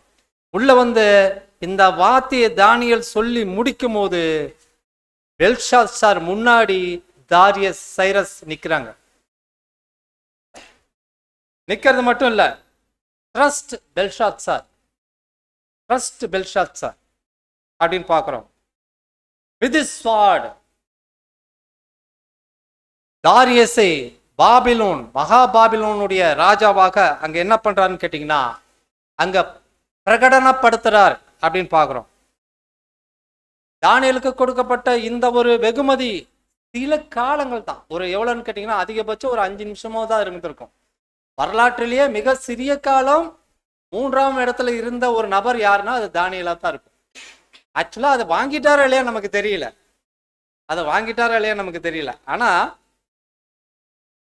அந்த ஒரு சிறிய காலங்கள் அந்த ஒரு நிலையில வெகுமதி கொடுக்கப்பட்ட நிலையில இருந்தவர் ஒரே நபர் தானியேல் மட்டும்தான். அப்ப தாரியஸ் இந்த ஒரு அரச பதவிக்கு வரும்போது 62 வயதுல வராரு. நேபுகாத் நேச்சாருடைய தலை எடுக்கப்பட்டிருக்கு. இப்ப பொன்னும் வெள்ளியும் சிரசுமான அந்த கரங்கள் என்ன ஆயிடுச்சுன்னு கேட்டீங்கன்னா இப்ப அந்த ஸ்டாச்சுவை போடுங்க.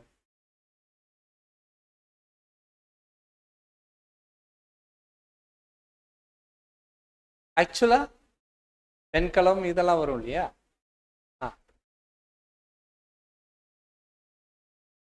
இது வேல்.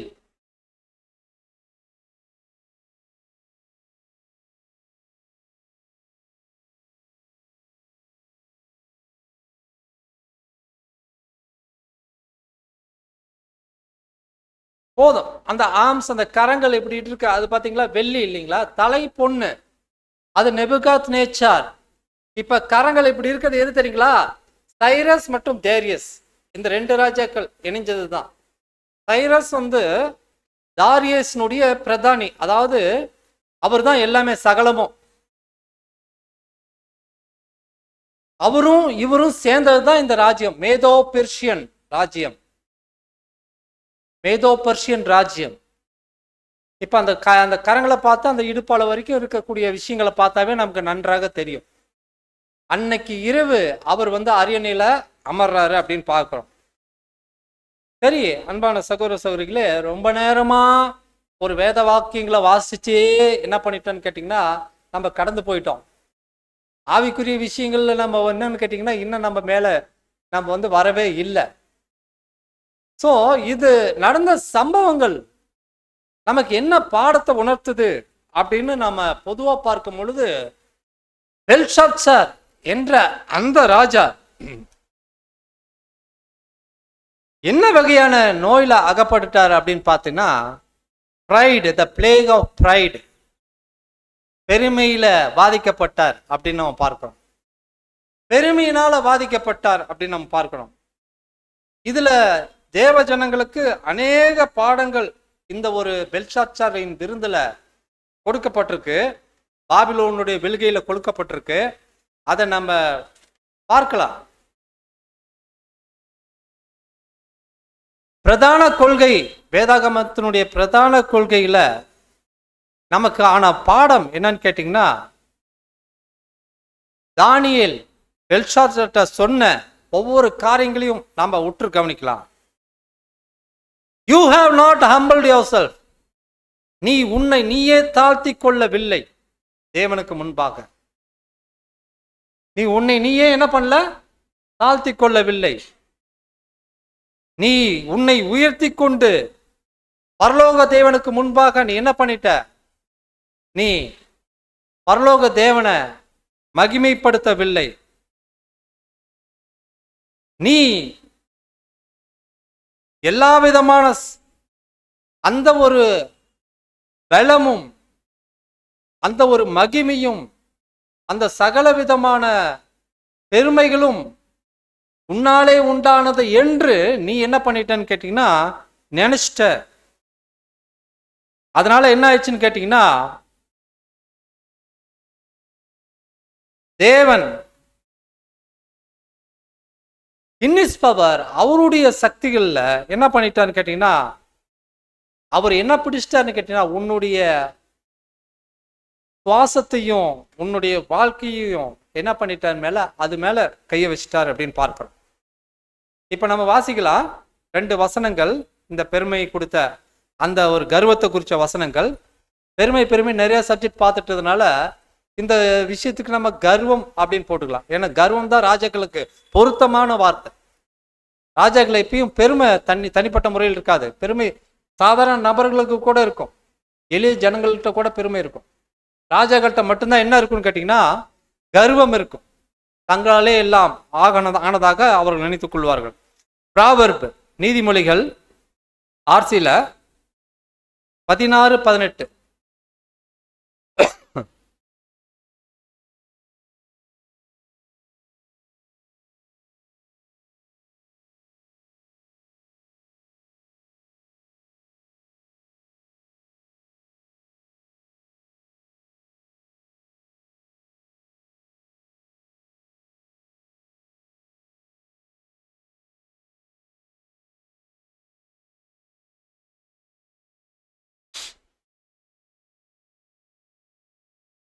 நீங்க கூட 16-18 நீதிமொழிகள் ஆர்சில. அழிவுக்கு முந்தியது அகந்தை, வீழ்ச்சிக்கு முந்தியது வீண் பெருமை. இன்னொரு தடவை வாசிங்க.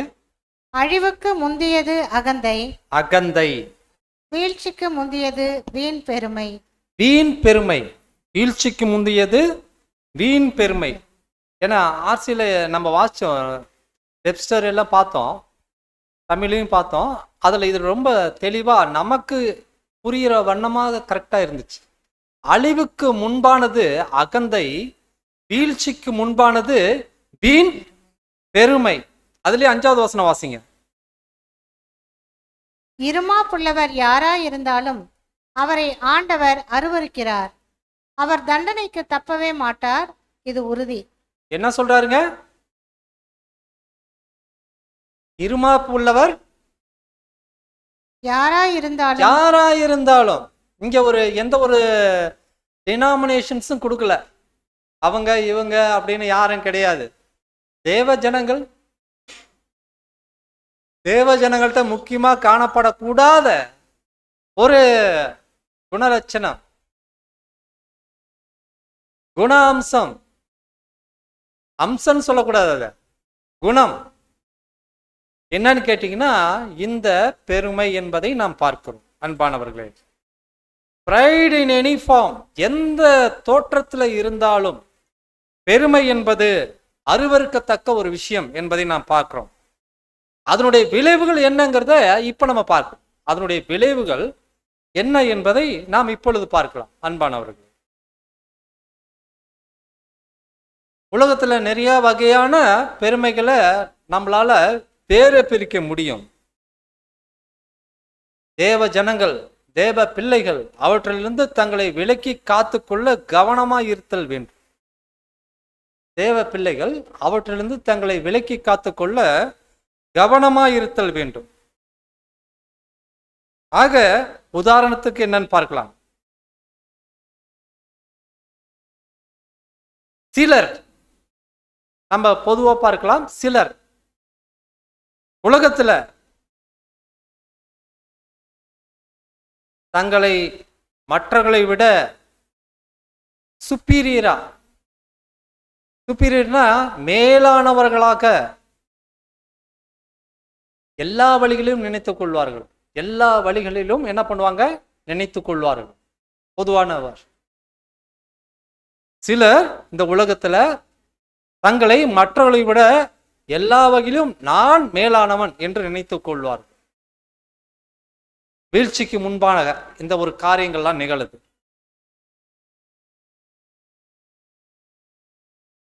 ஆசோ சகோதரங்க எப்படி குறிப்பிடுறாருன்னா, ஆசோ அதாவது எப்படின்னு கேட்டீங்கன்னா, தாங்க இந்த பூமியினுடைய புழுதியிலிருந்து விசேஷமாக வடிவமைக்கப்பட்டதாக நினைப்பாங்க. எப்படி சொல்றாரு? தாங்க இந்த பூமியினுடைய புழுதியில எடுக்கப்பட்டது எங்க இருந்தா? புழுதியிலிருந்து தான்.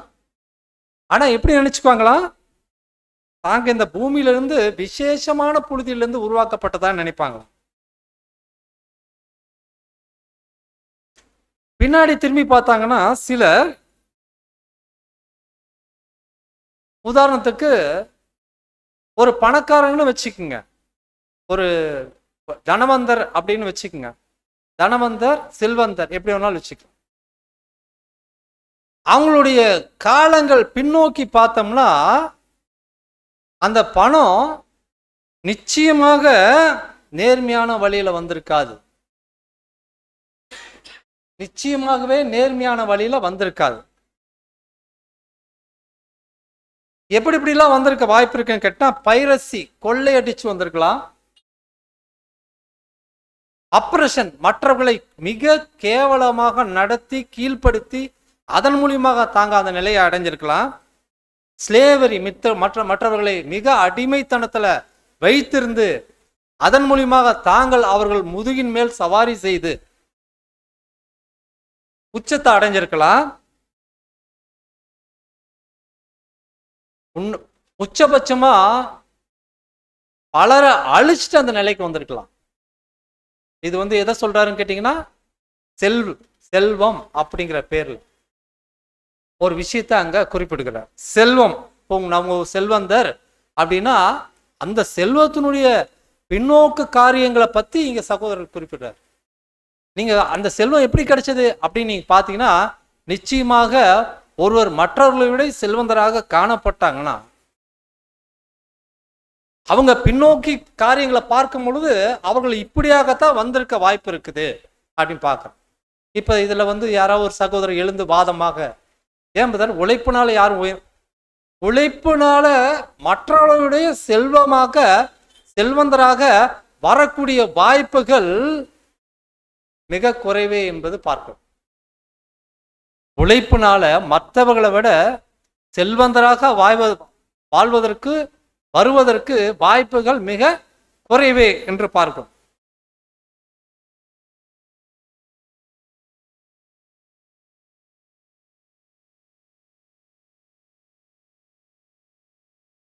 ப்ரௌட், இந்த பெருமை இல்ல கர்வம், ஒருவேளை உங்கள் கல்வியின் மேல இருக்கா? கல்வியின் மேல உங்களுக்கு ஏதாவது கர்வம் இருக்கா? நீங்க கற்ற கல்வியின் மேல ஏதாவது கர்வம் இருக்கா? அப்படின்னா அது நீங்க கண்டுபிடிச்ச கல்வி இல்லை. கல்வி என்பது நாம கண்டுபிடிச்சது இல்லை. யாரோ ஒருத்தர் எழுதி வச்சிருக்காரு, அதை நம்ம எழுதி என்ன பண்றோம்? ஆமா, யாரோ ஒருத்தர் எழுதி வச்சிருக்காங்க. யாரோ ஒருத்தர் நம்ம கற்பனைகளுக்காக, நம்மளுடைய கற்பித்தலுக்காக அங்க என்ன பண்ணிருக்காங்கன்னா பதிவு செஞ்சு வச்சிருக்காங்க. அதை நாம என்ன பண்றோம்? கத்துக்கிட்டு அதை மறுபடியும் ரிப்பீட் பண்றோம். அதனால நம்ம என்ன பண்ணிடுறோம்? கல்விமானம் ஆயிடுறோம். என்ன வேணாலும் எடுத்துக்கலாம் அப்படின்னு சகோதரர் சொல்றேன். You have absorbed what others have found. மற்றவர்கள் என்ன கண்டுபிடிச்சாங்களோ அதை நீங்க என்ன பண்ணிட்டீங்க? சுவீகரிச்சிட்டீங்க. அவ்வளவுதான். இது காலப்போக்குல ஞானத்துல நீங்க என்ன பண்ணிக்கிட்டீங்கன்னா வளர்த்துக்கிட்டீங்க அப்படின்னு கூட சொல்லலாம். அதை படிப்படியா ஆனா அடிப்படையில யாரோ ஒருத்தர் கண்டுபிடிச்சது. ஒருவர் யாராவது தங்க அழகில் மேல மன்னிக்கணும், அங்க கொடுக்குற லிஸ்ட்ல எல்லாம் வருது. யாராவது தங்களுடைய அழகின் மேல, தங்களுடைய பலத்தின் மேல கர்வம் வச்சிருக்கீங்களா? ஒருவேளை அப்படி நீங்க வச்சிருந்தீங்கன்னா கர்வப்பட வேண்டியது உங்களுடைய பெற்றோர்கள் தான். கர்வப்பட வேண்டியது உங்களுடைய பெற்றோர்கள் தான் அப்படிங்கிறார்.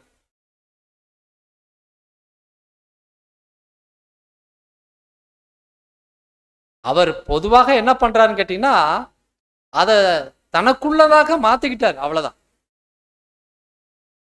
ஒரு பேரடையாளம், அவ்வளவுதான். Lessons for Lord's people.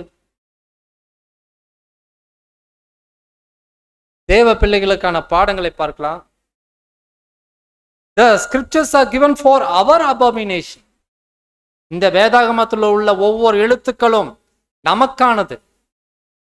இந்த வேதாகமத்தில் உள்ள ஒவ்வொரு எழுத்துக்களும் நமக்கானது. நம்மை கடிந்து கொள்வதற்காக, நம்மை புகழ்வதற்காக அல்ல, நம்மை கடிந்து கொள்வதற்காக. இங்க சொல்லப்பட்ட பெருமை என்பது ஆவிக்குரிய பெருமை.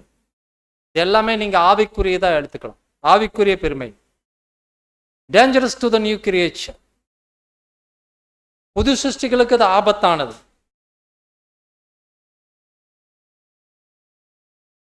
அது ஒருவேளை நாம் அதில் கவனமா இருந்தோம்னா, இல்லைன்னா நம்மளுடைய அழைப்பையும் தெரிந்து கொள்வதிலையும் என்ன பண்ணிடும், எழுந்து போக செய்தது. As Belshazzar did, பெல்ஷாத்சர் செய்தது போல. லூக்கா 18:14.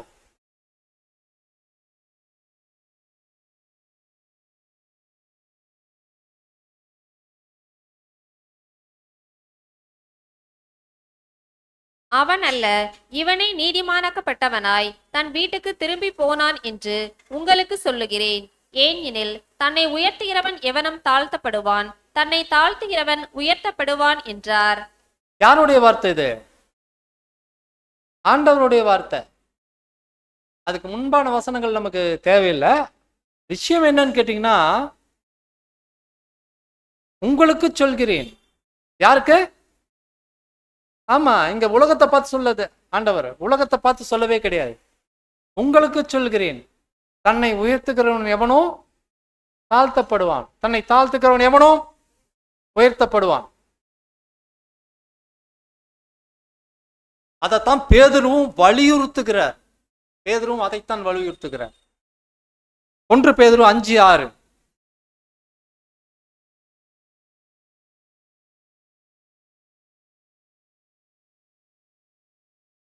ஆகையால் ஏற்ற காலத்திலே தேவன் உங்களை உயர்த்தும்படிக்கு அவருடைய பலத்த கைக்குள் அடங்கியிருங்கள். அடங்கியிருங்கள். அவருடைய பலத்த கரங்களுக்குள் அடங்கியிருங்கள்.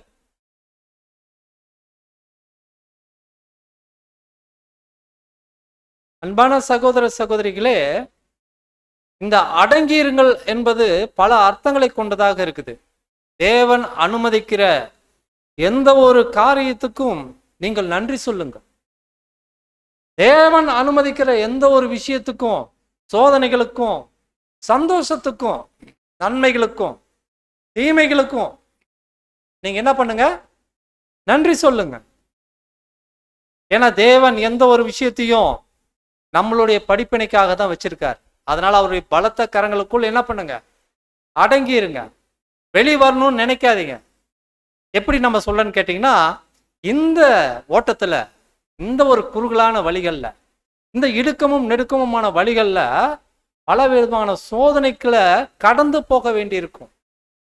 அதனால நம்ம என்ன பண்ணுவோம்னு கேட்டீங்கன்னா, பல வேலைகள்ல சலிச்சுட்டு நம்ம என்ன பண்ணிடுவோம் கேட்டீங்கன்னா, பேசாம என்ன பண்ணிடுவோம்? பேசாம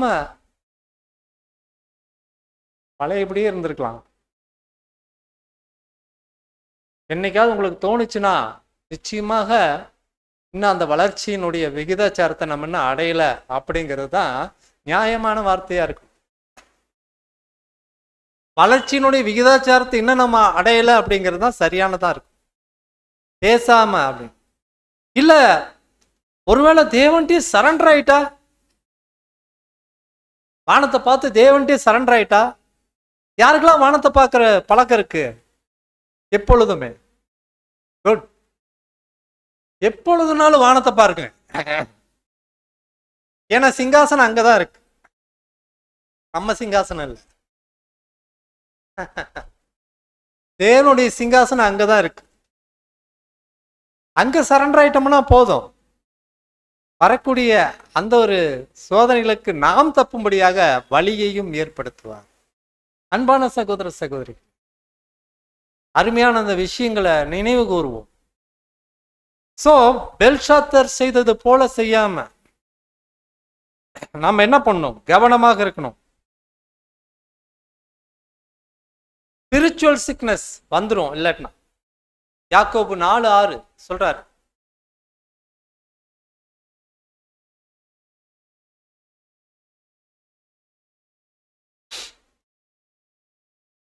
அவர் அதிகமான கிருபையை அளிக்கிறாரே, ஆதலால் தேவன் பெருமையுள்ளவர்களுக்கு எதிர்த்து நிற்கிறார், தாழ்மையுள்ளவர்களுக்கோ கிருபை அளிக்கிறார் என்று சொல்லி இருக்கிறது. எத்தனை அப்போஸ்தலர்கள் இப்படி சொல்லிட்டாங்க? ஆண்டவர் சொல்லிட்டாரு, யாக்கோபு அப்போஸ்தலன் சொல்லிட்டாரு, பேதுரு சொல்லிட்டாரு, அப்போஸ்தலன் இங்க பவுல் சொல்றாரு. ஏன் இப்படி எல்லாம் சொல்லணும்? யாருக்கு சொல்றாங்க? தேவ ஜனங்களுக்கு சொல்றாங்க, தேவ பிள்ளைகளுக்கு சொல்றாங்க. ஏன்னா அவங்களுக்கு அந்த அக்கறை இருந்துச்சு. எதுக்காக சொல்றாங்க அப்படின்னா, சகோதர சகோதரிகளே, கண்ணாடியை பார்த்து நம்ம பல வேளைகள்ல நம்மளை பார்த்து சொல்லிக்கிறதுக்கு மாத்திரம் அல்ல, நமக்கு உள்ள ஒரு கண்ணாடி இருக்கு. நமக்கு உள்ள ஒரு கண்ணாடி இருக்கு. என்ன காட்டீங்கன்னா, நம்ம அப்பப்போ அது வெளிப்படும். நானா அப்படி பண்ணிட்டேன் அப்படின்னு கேட்கும் நாமளே.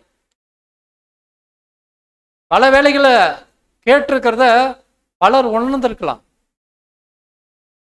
இது மற்றவர்களுக்கும் சொல்வதற்கு, இதை மற்றவர்களுக்கும் சொல்வதற்கு நம்ம யாருன்னா அவங்களுக்கு நினைப்பூட்டுங்க. அது நம்மளுடைய கடமை. நம்ம யார் என்பதை அவர்களுக்கு நினைப்பூட்டுவது நம்மளுடைய கடமை என்று பார்க்கிறோம். பல வடிவங்கள்ல இது அமைஞ்சிருக்கு. பல வடிவங்கள்ல இது என்ன பண்ணும் கேட்டீங்கன்னா அமைஞ்சிருக்கிறதா பார்க்கிறோம். First, there is a general feeling of pride. மன்னிக்கணும், வாசிக்கிறேன், அப்புறம் நான் தமிழ்ல சொல்லிடுறேன்.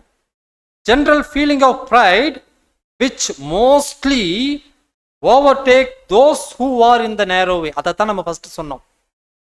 இடுக்கமான வாசல் வழியாக பிரவேசிக்கிறவர்களுக்கு இப்படிப்பட்டதான பெருமைங்கிற சோதனைகள் இருக்கு. ஆனா அது எப்படி தெரியுமா இருக்கான்? Insidious and imperceptible. இன்சீடியஸ் அப்படின்னா ரகசியமா இருக்கான். எப்படி சொல்றது பார்க்கலாம். ரகசியமா இருக்குதான் இந்த பெருமை. பல வடிவங்கள்ல இருக்கும்போது இது விசேஷமா ரகசியமாக இருக்குதான். அதே நேரத்துல கணிக்க முடியாத அளவுக்கு இருக்குதான். உண்மையிலே சகோதரர் மனத்தாழ்மையான சகோதரரா இல்ல பெருமையுள்ள சகோதரரா அப்படின்னு கணிக்க முடியாத அளவுக்கு இருக்குதான். சகோதர சகோதரிகளும் இப்ப ஒருவேளை ஒரு பெரியன் ஸ்டடிய கத்துக்கிட்டு இருக்காங்கன்னு வைங்க. சகோதரர் எழுதுறாரு, நம்ம வேணா பேஜ் நம்பர் சொல்லிடுறோம், நீங்க பாத்துக்கங்க. When attending the Berean studies, one who afflicted with such pride hears no proper answers except his own. ஒருவேளை பெரியன் ஸ்டடியில நம்ம வாசிட்டு இருக்கும் போது ஒருவர் சரியான பதில அதுல இருந்து கொடுத்தாலும் அவர் என்ன பண்ணிக்கிறது இல்லையா? வாங்கிக்கிறது இல்லையா? அவருக்குன்னு ஒரு பதில் சொந்தமா வச்சிருப்பார். அவருக்குன்னு ஒரு பதில் சொந்தமா வச்சிருப்பார்.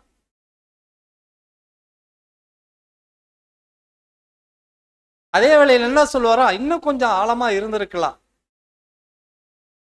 இந்த விஷயங்கள் இன்னும் கொஞ்சம் ஆழமா இருந்திருக்கலாமோ. பேசுற சகோதரர்ல இருந்து பேச்சுங்கிறது பல வகை ஏற்பட்டது. இப்ப ஸ்டேஜில் நின்று பேசுறது மட்டும் பேச்சு இல்லை, தனிப்பட்ட முறையில 4 சகோதர சகோதரிகள், 2 சகோதர சகோதரிகள், ஒருவர் 2 பேர் பேசினாலும் பேச்சு தான், ஸ்பிரிச்சுவல் டாக் தான். அங்க இருந்திருந்தா ஒருவேளை இன்னும் கொஞ்சம் டீப்பா பேசியிருக்கலாமோ. அப்ப இது இன்னும் கொஞ்சம் டீப்பா அவருக்கு புரிய வைக்கலாமோ, சொல்லலாமோ. தப்பில்லை, தப்பில்லை. ஆனா கற்றுக்கிட்டு இன்னும் கொஞ்சம் தெளிவா கத்துக்கலாமே. ஏன்னா வேதாகமத்துல இன்னும் அதிகமான ஆழங்கள் இருக்கு, அதை தெரிஞ்சுக்கலாமே அப்படிங்கிற ஒரு எண்ணம் ஒருவருக்கு வரலனா அதுதான் இன்சீடியஸ், அதுதான் இன்சீடியஸ்.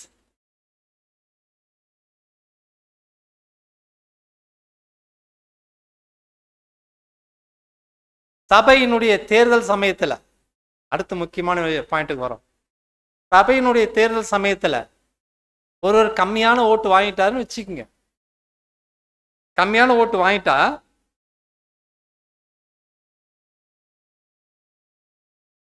அவர் என்ன நினைக்க கூடுமா, இந்த பெருமையானது அவர்களுக்குள்ள இருந்தா என்ன நினைக்க கூடுமா, இது ஓகே என்ன நினைக்க கூடுமா, தான் வேண்டுமென்னே என்ன பண்ணப்பட்டிருக்கோன்னு கேட்டீங்கன்னா தள்ளப்பட்டிருக்கோம், வேண்டுமென்றே தள்ளப்பட்டிருக்கோம், இது எனக்கு எதிராக செய்யப்பட்ட சதி என்று நினைக்க தோணுமா இந்த பெருமை இருந்தால். இல்லைன்னா என்ன பண்ணுவாங்க, இல்லைன்னா என்ன பண்ணுவாங்க, ரிசல்ட் என்ன பண்ணுவாங்க, ஏற்றுக்கொள்வாங்க இல்லைங்களா. This is an hopeless condition. இது ஒரு நம்பிக்கையற்ற ஒரு செயல். அதாவது யாரையும் நம்புறதில்லை. அப்ப யார்தான் இவங்க சரி பண்ண முடியும் தெரியுங்களா, எந்த ஒரு சகோதர சகோதரிகளாலும் செய்ய முடியாது, சரி பண்ண முடியாது. யார் தான் செய்ய முடியும் தெரியுங்களா, ஆமா தேவனால மட்டும்தான் சேஸ்டனிங். சேஸ்டனிங் ஒரு வார்த்தை இருக்கு ஆங்கிலத்தில், சேஸ்டனிங்.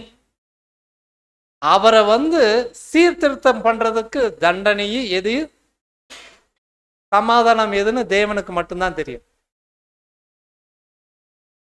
ஆனா கரெக்ட் ஆயிடுவாரு. அதுல ஆகலனா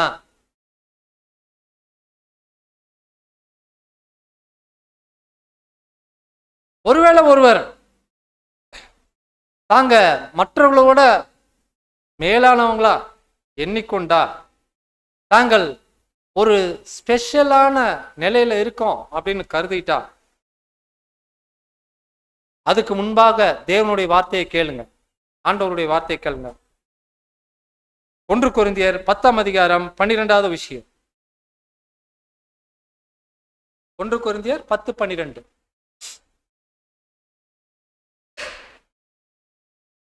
இப்படி இருக்க தன்னை நிற்கிறவன் என்று எண்ணுகிறவன் விழாதபடிக்கு எச்சரிக்கையாய் இருக்க கடவுள். அதுதான் விசேஷமாக நினைக்கிறது, தன்னை விசேஷமாக நினைக்கிறது. தங்கிட்ட ஏதோ ஒரு குணம் வளர்ந்துருச்சுன்னா அந்த குணமே போதும்னு நினைக்கிற அந்த தன்மையில என்ன ஆயிரும் கேட்டீங்கன்னா, இந்த பெருமை கொஞ்சம் லைட்டா வந்துடும், எங்கேயோ வந்துடும், உள்ள வந்துட்டு என்ன பண்ணும் கேட்டீங்கன்னா, பரவாயில்ல இல்ல முந்திக்கு இப்போ வளர்ச்சி. எவர் ஒருவர் ஒரு வார்த்தை சொல்றாரோ, இன்னும் நான் வளர வேண்டியது எவ்வளவோ இருக்கு, ஓட வேண்டியது எவ்வளவோ இருக்கு அப்படின்னு நினைக்கிறாங்களோ, அவங்களுக்கு தான் தேவன் இன்னும் பாடம் கொடுத்துக்கிட்டே இருப்பாரு. நமக்கு பாடம் வேணுமா இல்ல போதுமா, இதை நாம தான் முடிவு பண்ணணும்.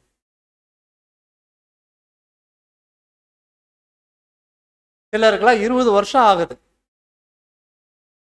இந்த உடன்படிக்கைக்குள்ள 20 வருஷத்துக்கு மேலதான் இருக்கும் ஆகுது, இன்னும் ஓடிக்கிட்டு தான் இருக்கு. ஒவ்வொரு நாளும் ஒரு பாடம் நடக்குது. ஆனா முந்திக்கு போற பாடம் நல்லாவே நடக்குது, அடிலாம் நல்லா விழுது, நிறைய அடி வாங்கியாச்சு. அடி வாங்கும் போதுதான் ஒரு காலத்துல தேவனே இப்படி பண்ணிட்டீங்களே அப்படின்னு வார்த்தை மாறி இப்ப தேவன் செஞ்சா சரியா இருக்கும் அப்படின்னு தோணுது. கொஞ்சம் மாறி இருக்கு.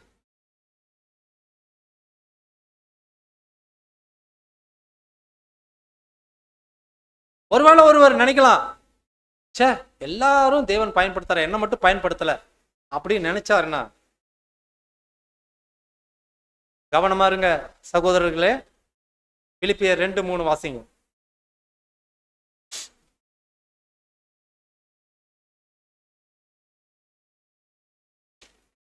ஒன்றையும் வாதினால் ஆவது வீண் பெருமையினால் ஆவது செய்யாமல் மனத்தாழ்மையினாலே ஒருவரை ஒருவர் தங்களிலும் மேன்மையானவர்களாக எண்ண கடவீர்கள். ஆமா, தங்களை தாழ்மையாவும் நினைக்க வேணாம், மேன்மையாவும் நினைக்க வேணாம். முடிஞ்சா எப்படி நினைங்க, தங்களை விட மற்றவங்கள மேன்மையா நினைச்சா என்ன ஆயிடும்? தாங்க எப்படி ஆயிடுவோம்? தாங்க எப்படி ஆயிடுவாங்க? தாழ்மையா ஆயிடுவாங்க. அதைத்தான் அங்க சொல்ல வர்றாரு.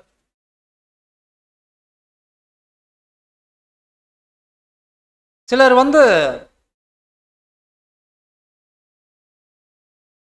ட்ரூத்தை சொல்றதுல ரொம்ப கவனமா இருந்து முனைப்பா செயல்படும் பொழுது அவங்களுக்குள்ள லேசா பெருமை வரும் வாய்ப்பு இருக்கு.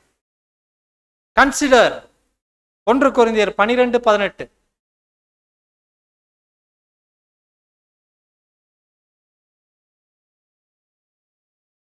தேவன் தமது சித்தத்தின்படி அவயவங்கள் ஒவ்வொன்றையும் சரீரத்திலே வைத்தார். தேவன் என்ன பண்ணிருக்காரு? தமது சித்தத்தின்படி அவயவங்களை ஒவ்வொன்றையும் சரீரத்தில் வைத்தார். ஒவ்வொரு அவயமும் அந்தந்த வேலையை பார்த்தா போதும். இது யாராவது எப்பயாவது நினைக்கிறோமா? கவனம். ரோமர் 12:10.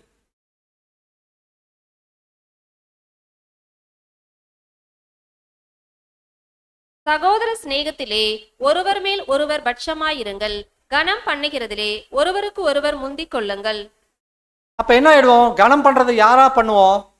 அவர் என்ன கனம் பண்ணட்டும் நினைக்கிறது எப்படி? நம்ம போய் கனம் பண்றது எப்படி? இல்லைங்களா? வேறுபாடுகள் இருக்குல்ல அன்பானவர்களே, அந்த வேறுபாட்டை நீங்க என்ன பண்ணுங்களா, கொஞ்சம் பிரிச்சு பாருங்க. கவனம். ஏன்னா சிலர் ரசலுடைய வார்த்தைகளை கோட் பண்றதுக்கு என்ன பண்ணுவோம், தயங்குறாங்களாம். சகோதரர் இந்த சப்ஜெக்ட் எழுதின காலத்துல அந்த மாதிரி நடந்திருக்கு. ரசல் பிரதருடைய கோட்டிங்ஸை கோட் பண்ணி சொல்றதுக்கு அவங்க தயங்கினாங்களாம். ஏன்னா அவருடைய ரைட்டிங்ஸ்ல இருந்து ஒருவர் எடுத்து சொன்னார்னா அதுக்கு தேவன் அவரை பயன்படுத்தின விதம் அப்படி. ரசல் பிரதர் அவர்களை பயன்படுத்தின விதம் அப்படி. அது காட்ஸ் கிஃப்ட். 7ஆம் தூதன் அப்படின்னு ஒரு விசேஷ அங்க ஒரு சொல் அவருக்கு அடைமொழியா கொடுக்கப்பட்டிருக்குன்னா அது அவர் செய்த அந்த ஒரு பணியினுடைய சிறப்பு. இப்ப நமக்கு ரசல் பிரதர் இங்க புகழ்ல, அவர் செஞ்ச வேலையை தான் பேசுறோம். அவர் செஞ்ச வேலை அப்படி இருந்துச்சு அன்பான சகோதர சகோதரிகளே. அப்போ இப்போ இந்த மாதிரியான காரியங்கள்ல நாம கவனிக்க வேண்டிய வசனம் 1 கொரிந்தியர் 1ஆம் அதிகாரம் 26 இருந்து 29 வசனங்கள்.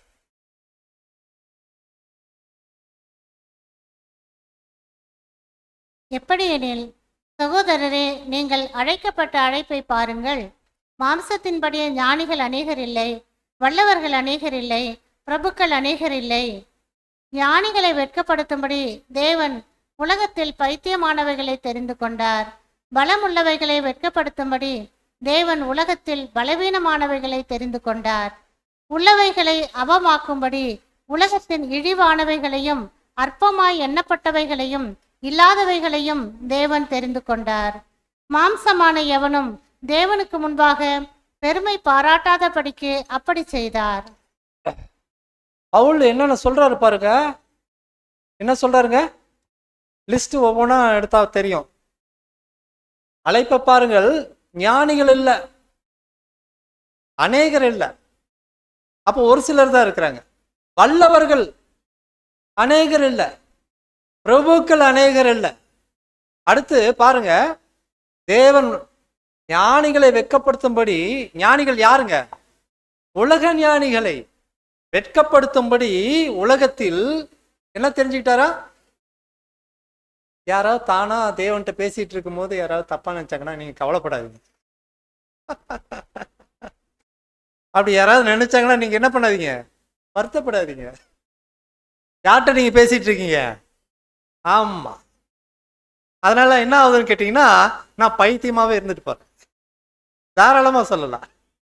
அடுத்தது, ஆமா, பலவீனமானவங்களை தெரிந்து கொண்டார். நிறைய பேர் என்கிட்ட சொல்லுவாங்க, நல்லா சாப்பிடுங்க சாப்பிடுங்க அப்படிங்க. சாப்பிட்டா தூங்கிடுவனே, அதனால தானே சாப்பிட்றது. எதுக்கு சொல்றேன்னு கேட்டீங்கன்னா, ஒர்க்கு தடைப்படுது அப்படிங்கிற போது சில விஷயங்களை விட்டு கொடுக்கணும், தியாகம் செஞ்சாகணும், வேற வழி இல்லை. அதுக்கு பலம் வேணுமா? தேவன் கொடுப்பார் அப்படிங்கிற விசுவாசத்தை நீங்க நினைச்சுக்கங்க, பலம் தானா வரும்.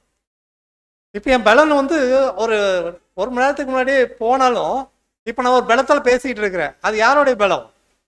ஆமா, உங்களுடைய எல்லோருடைய பரிசுத்தாவினுடைய நோக்கமும் என்ன என்ன பண்ணுதுன்னா பலப்படுத்துது, அவ்வளவுதான். நான் சரியா பேசுறேன்னா அப்படின்னு தெரியல, ஆனா சகோதரர் எழுதுனது அப்படியே பேசணுங்கிறது தான் என்னுடைய நோக்கம். யாராவது பைத்தியம்னு சொன்னாங்கன்னா கவலைப்படாதீங்க, ஏன்னா நிறைய பேர் அப்படி சொல்லுவாங்க. அடுத்ததாக 1 கொரிந்தியர் 4:7. அன்றியும் உன்னை விசேஷித்தவன் ஆகும்படி செய்கிறவர் யார்?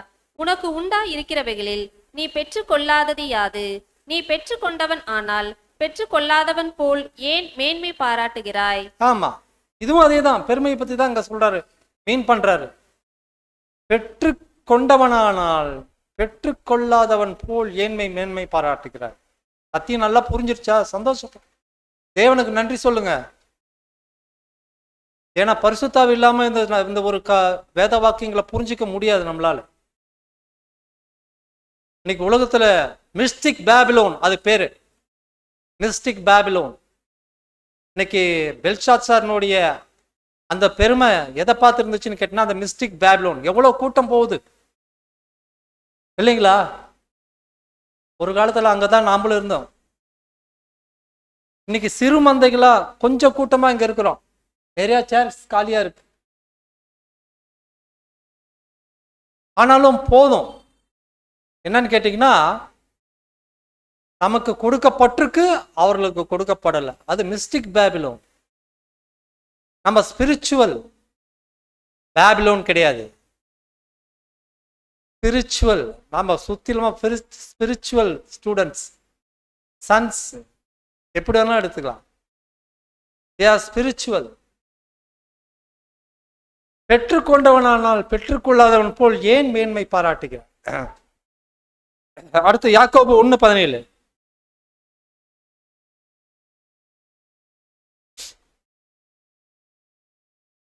நன்மையான எந்த ஈவும் பூரணமான எந்த வரமும் பரத்திலிருந்து உண்டாகி ஜோதிகளின் பிதாவின் இடத்திலிருந்து இறங்கி வருகிறது.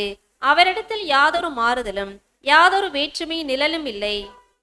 நன்மையான எந்த ஈவும் எங்கிருந்து வருது? ஆமா, பரத்திலிருந்து வருது. Think of yourself. நன்மையான எந்த ஈவும் பரத்திலிருந்து வருது. நன்றி சொல்லுவோம். அவருடைய கரங்கள்ல நாம என்ன பண்ணுறோம்? அவருடைய கரங்கள்ல கருவிகளாக இருக்கிறோம். எஸ்ஐயா 10:15.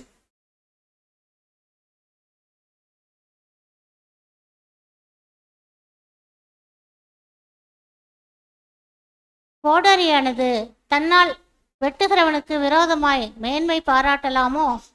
வாளானது தன்னை கையாடுகிறவனுக்கு விரோதமாய் பெருமை பாராட்டலாமோ? பாராட்டினால் தடியானது தன்னை பிடித்தவனை மிரட்டினார் போலவும் கோலானது நான் மரக்கட்டை அல்லவென்று எழுமினார் போலவும் இருக்குமே. ஆமா, கையில தடியை பிடிச்சிக்கிட்டு யாராவது தடியை பார்த்து பயப்படுவாங்களா? கோடாரியை பிடிச்சிட்டு யாராவது கோடாரியை பார்த்து பயப்படுவாங்களா? யாரு கோடாரி எங்க இருக்குதுங்க? இப்ப அப்படித்தான் சொல்றாரு. அப்போ நம்மளாம் அவருடைய கரத்தினுடைய கிரியைகள் ஏதோ ஒரு வகையில அவருக்கான பணிகளை செய்யறோம், அவ்வளவுதான். அது தேவன் நமக்கு கொடுத்த ஈவு, கொடுத்த தகுதிக்கு தகுந்தாற்போல் நம்ம செயல்படுறோம், அவ்வளவுதான். We are unprofitable servants. லூக்கா 17:10.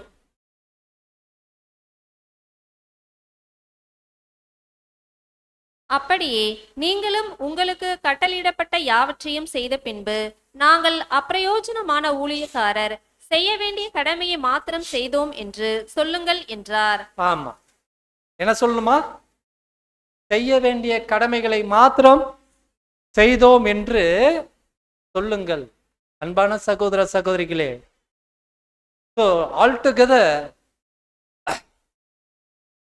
ஒரு சர்க்கம்சிஷனா, ஒரு முற்றிலுமாக ஒரு வளையமிட்டு நம்ம பார்த்தோம்னா, பெருமைங்கிற எந்த ஒரு வகையிலையும் அது நம்மளை அணங்காம நம்ம பார்த்துக்க வேண்டியது நம்மளுடைய கவனமான தீர்மானமாக இருக்கணும். அப்படிங்கிறது தான் இந்த சப்ஜெக்டினுடைய நோக்கமாக இருக்குது அப்படின்னு நம்ம பார்க்குறோம். பெல்ஷத்சார், நேபுகாத்நேச்சார் 2 பேருமே வீழ்ந்து போனாங்க. காரணம் என்ன? ஆமா, உலகத்தினுடைய மாபெரும் ராஜ்யம், மாபெரும் ராஜ்யம் விழுந்து போச்சு. பெல்ஷாத்சாரோட வீழ்ந்து போச்சு. மேதோ பெர்ஷியன் ராஜ்யம் உள்ள வந்துருச்சு. தானியேல் 4:37 சொன்னபடி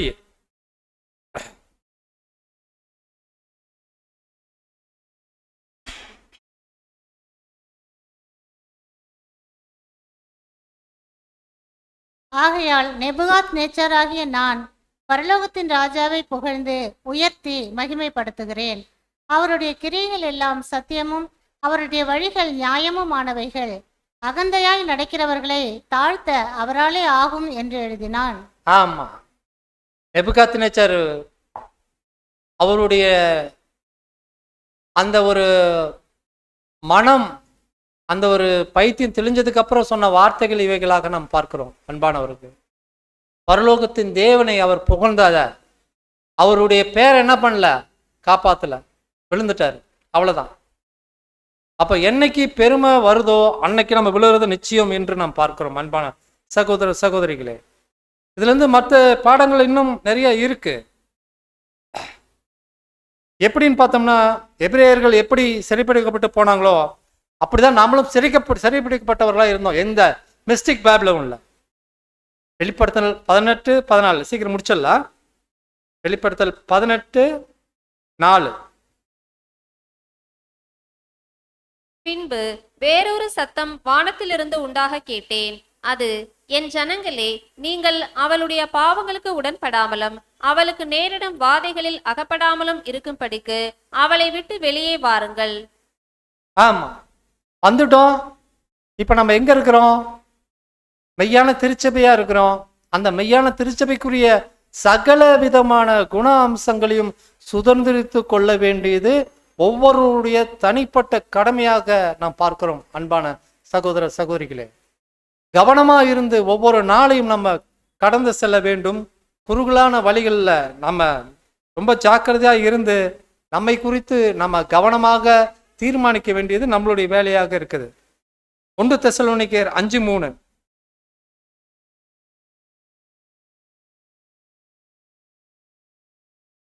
சமாதானமும் சௌக்கியமும் உண்டென்று அவர்கள் சொல்லும் போது கர்ப்பவதி ஆனவளுக்கு வேதனை வருகிறது போல அழிவு சடுதியாய் அவர்கள் மேல் வரும். அவர்கள் தப்பி போவதில்லை. யார பத்தி பேசுறாரு? பாபிலோனை பத்தி பேசுறாரு. அவர்கள் தப்பி போவதில்லை. அன்பான சகோதர சகோதரிகளே, தானியேல் என்ன வெகுமதி கொடுக்கப்பட்டதாக அறிவிக்கப்பட்டார்? ரத்தாம்பரமும் பொன் சர்ப்பணியும் தரிப்பிக்கப்பட்டு 3ஆம் நிலை. இப்ப நாமளா யார் தெரியுங்களா? இங்க உட்கார்ந்து இருக்கிற ஒவ்வொருவரும் தானியேல். எந்த ராஜாக்களை பார்த்து நம்ம பயப்பட தேவையில்லை. எந்த ராஜாக்களும் நம்ம கீழ்ப்படிய தேவையில்லை. அதாவது சட்டத்திற்கு உட்பட்டு நம்ம நடக்கும் பொழுது நம்ம அநியாயத்துக்கு துணை போகாம ஜாக்கிரதையாக நம்ம காத்துக்கொள்ளலாம். ஹெவன்லி ஃபாதர், பரலோக தேவன், அதுக்கு அடுத்த நிலையில கர்த்தராகிய இயேசு கிறிஸ்து ராஜாதி ராஜாவும் கர்த்தாதி கர்த்தருமாக அவரு. அதுக்கு மூன்றாம் நிலையில யார் இருக்க போறா? சபை. நம்ம தான் அந்த சபையாக இருக்க போகிறோம் அன்பானவர்களே. அதனால let us strive to be that faithful Daniel. அதனால அந்த விசுவாசம் உள்ள தானியேலை போல நாம் இருப்பதற்கு எல்லா முயற்சிகளும் செய்யலாம். அன்பானவர்களே, இந்த பாடத்திலிருந்து பெருமைங்கிற ஒரு யுத்தம் நம்ம பார்த்தோம். அந்த யுத்தத்துல கடைசியா யார் ஜெயிச்சது? ஆமா, தானியேல் தீர்க்க தரிசனமும் தேவனுடைய வார்த்தைகளும் தான் அங்க என்ன ஆயிடுச்சுன்னு கேட்டீங்கன்னா மேற்கொண்டதாக நாம் பார்க்கிறோம். அதனால நம்ம கிட்ட அந்த பெருமை வராதபடிக்கு நம்ம கவனமா இருந்து எந்த ஒரு காரியத்தையும் நாம் சரியாக செய்யும் பொழுது நிச்சயமாக நாம் இந்த உலகத்தையும் பிசாசையும் மாம்சத்தையும் மேற்கொள்ள தேவன் நமக்கு முழு கிருபை அளிப்பார் என்பதுல எந்த மாற்றமும் கிடையாது. வாய்ப்பு கொடுத்த பிதாவாகிய தேவனுக்கு கிறிஸ்து இயேசு மூலம் நன்றிகளை ஏற்கொடுத்தது. சபையார் யாவருக்கும் என் அன்பையும் வாழ்த்தனையும் தெரிவித்துக் கொள்கிறேன். ஆமென்.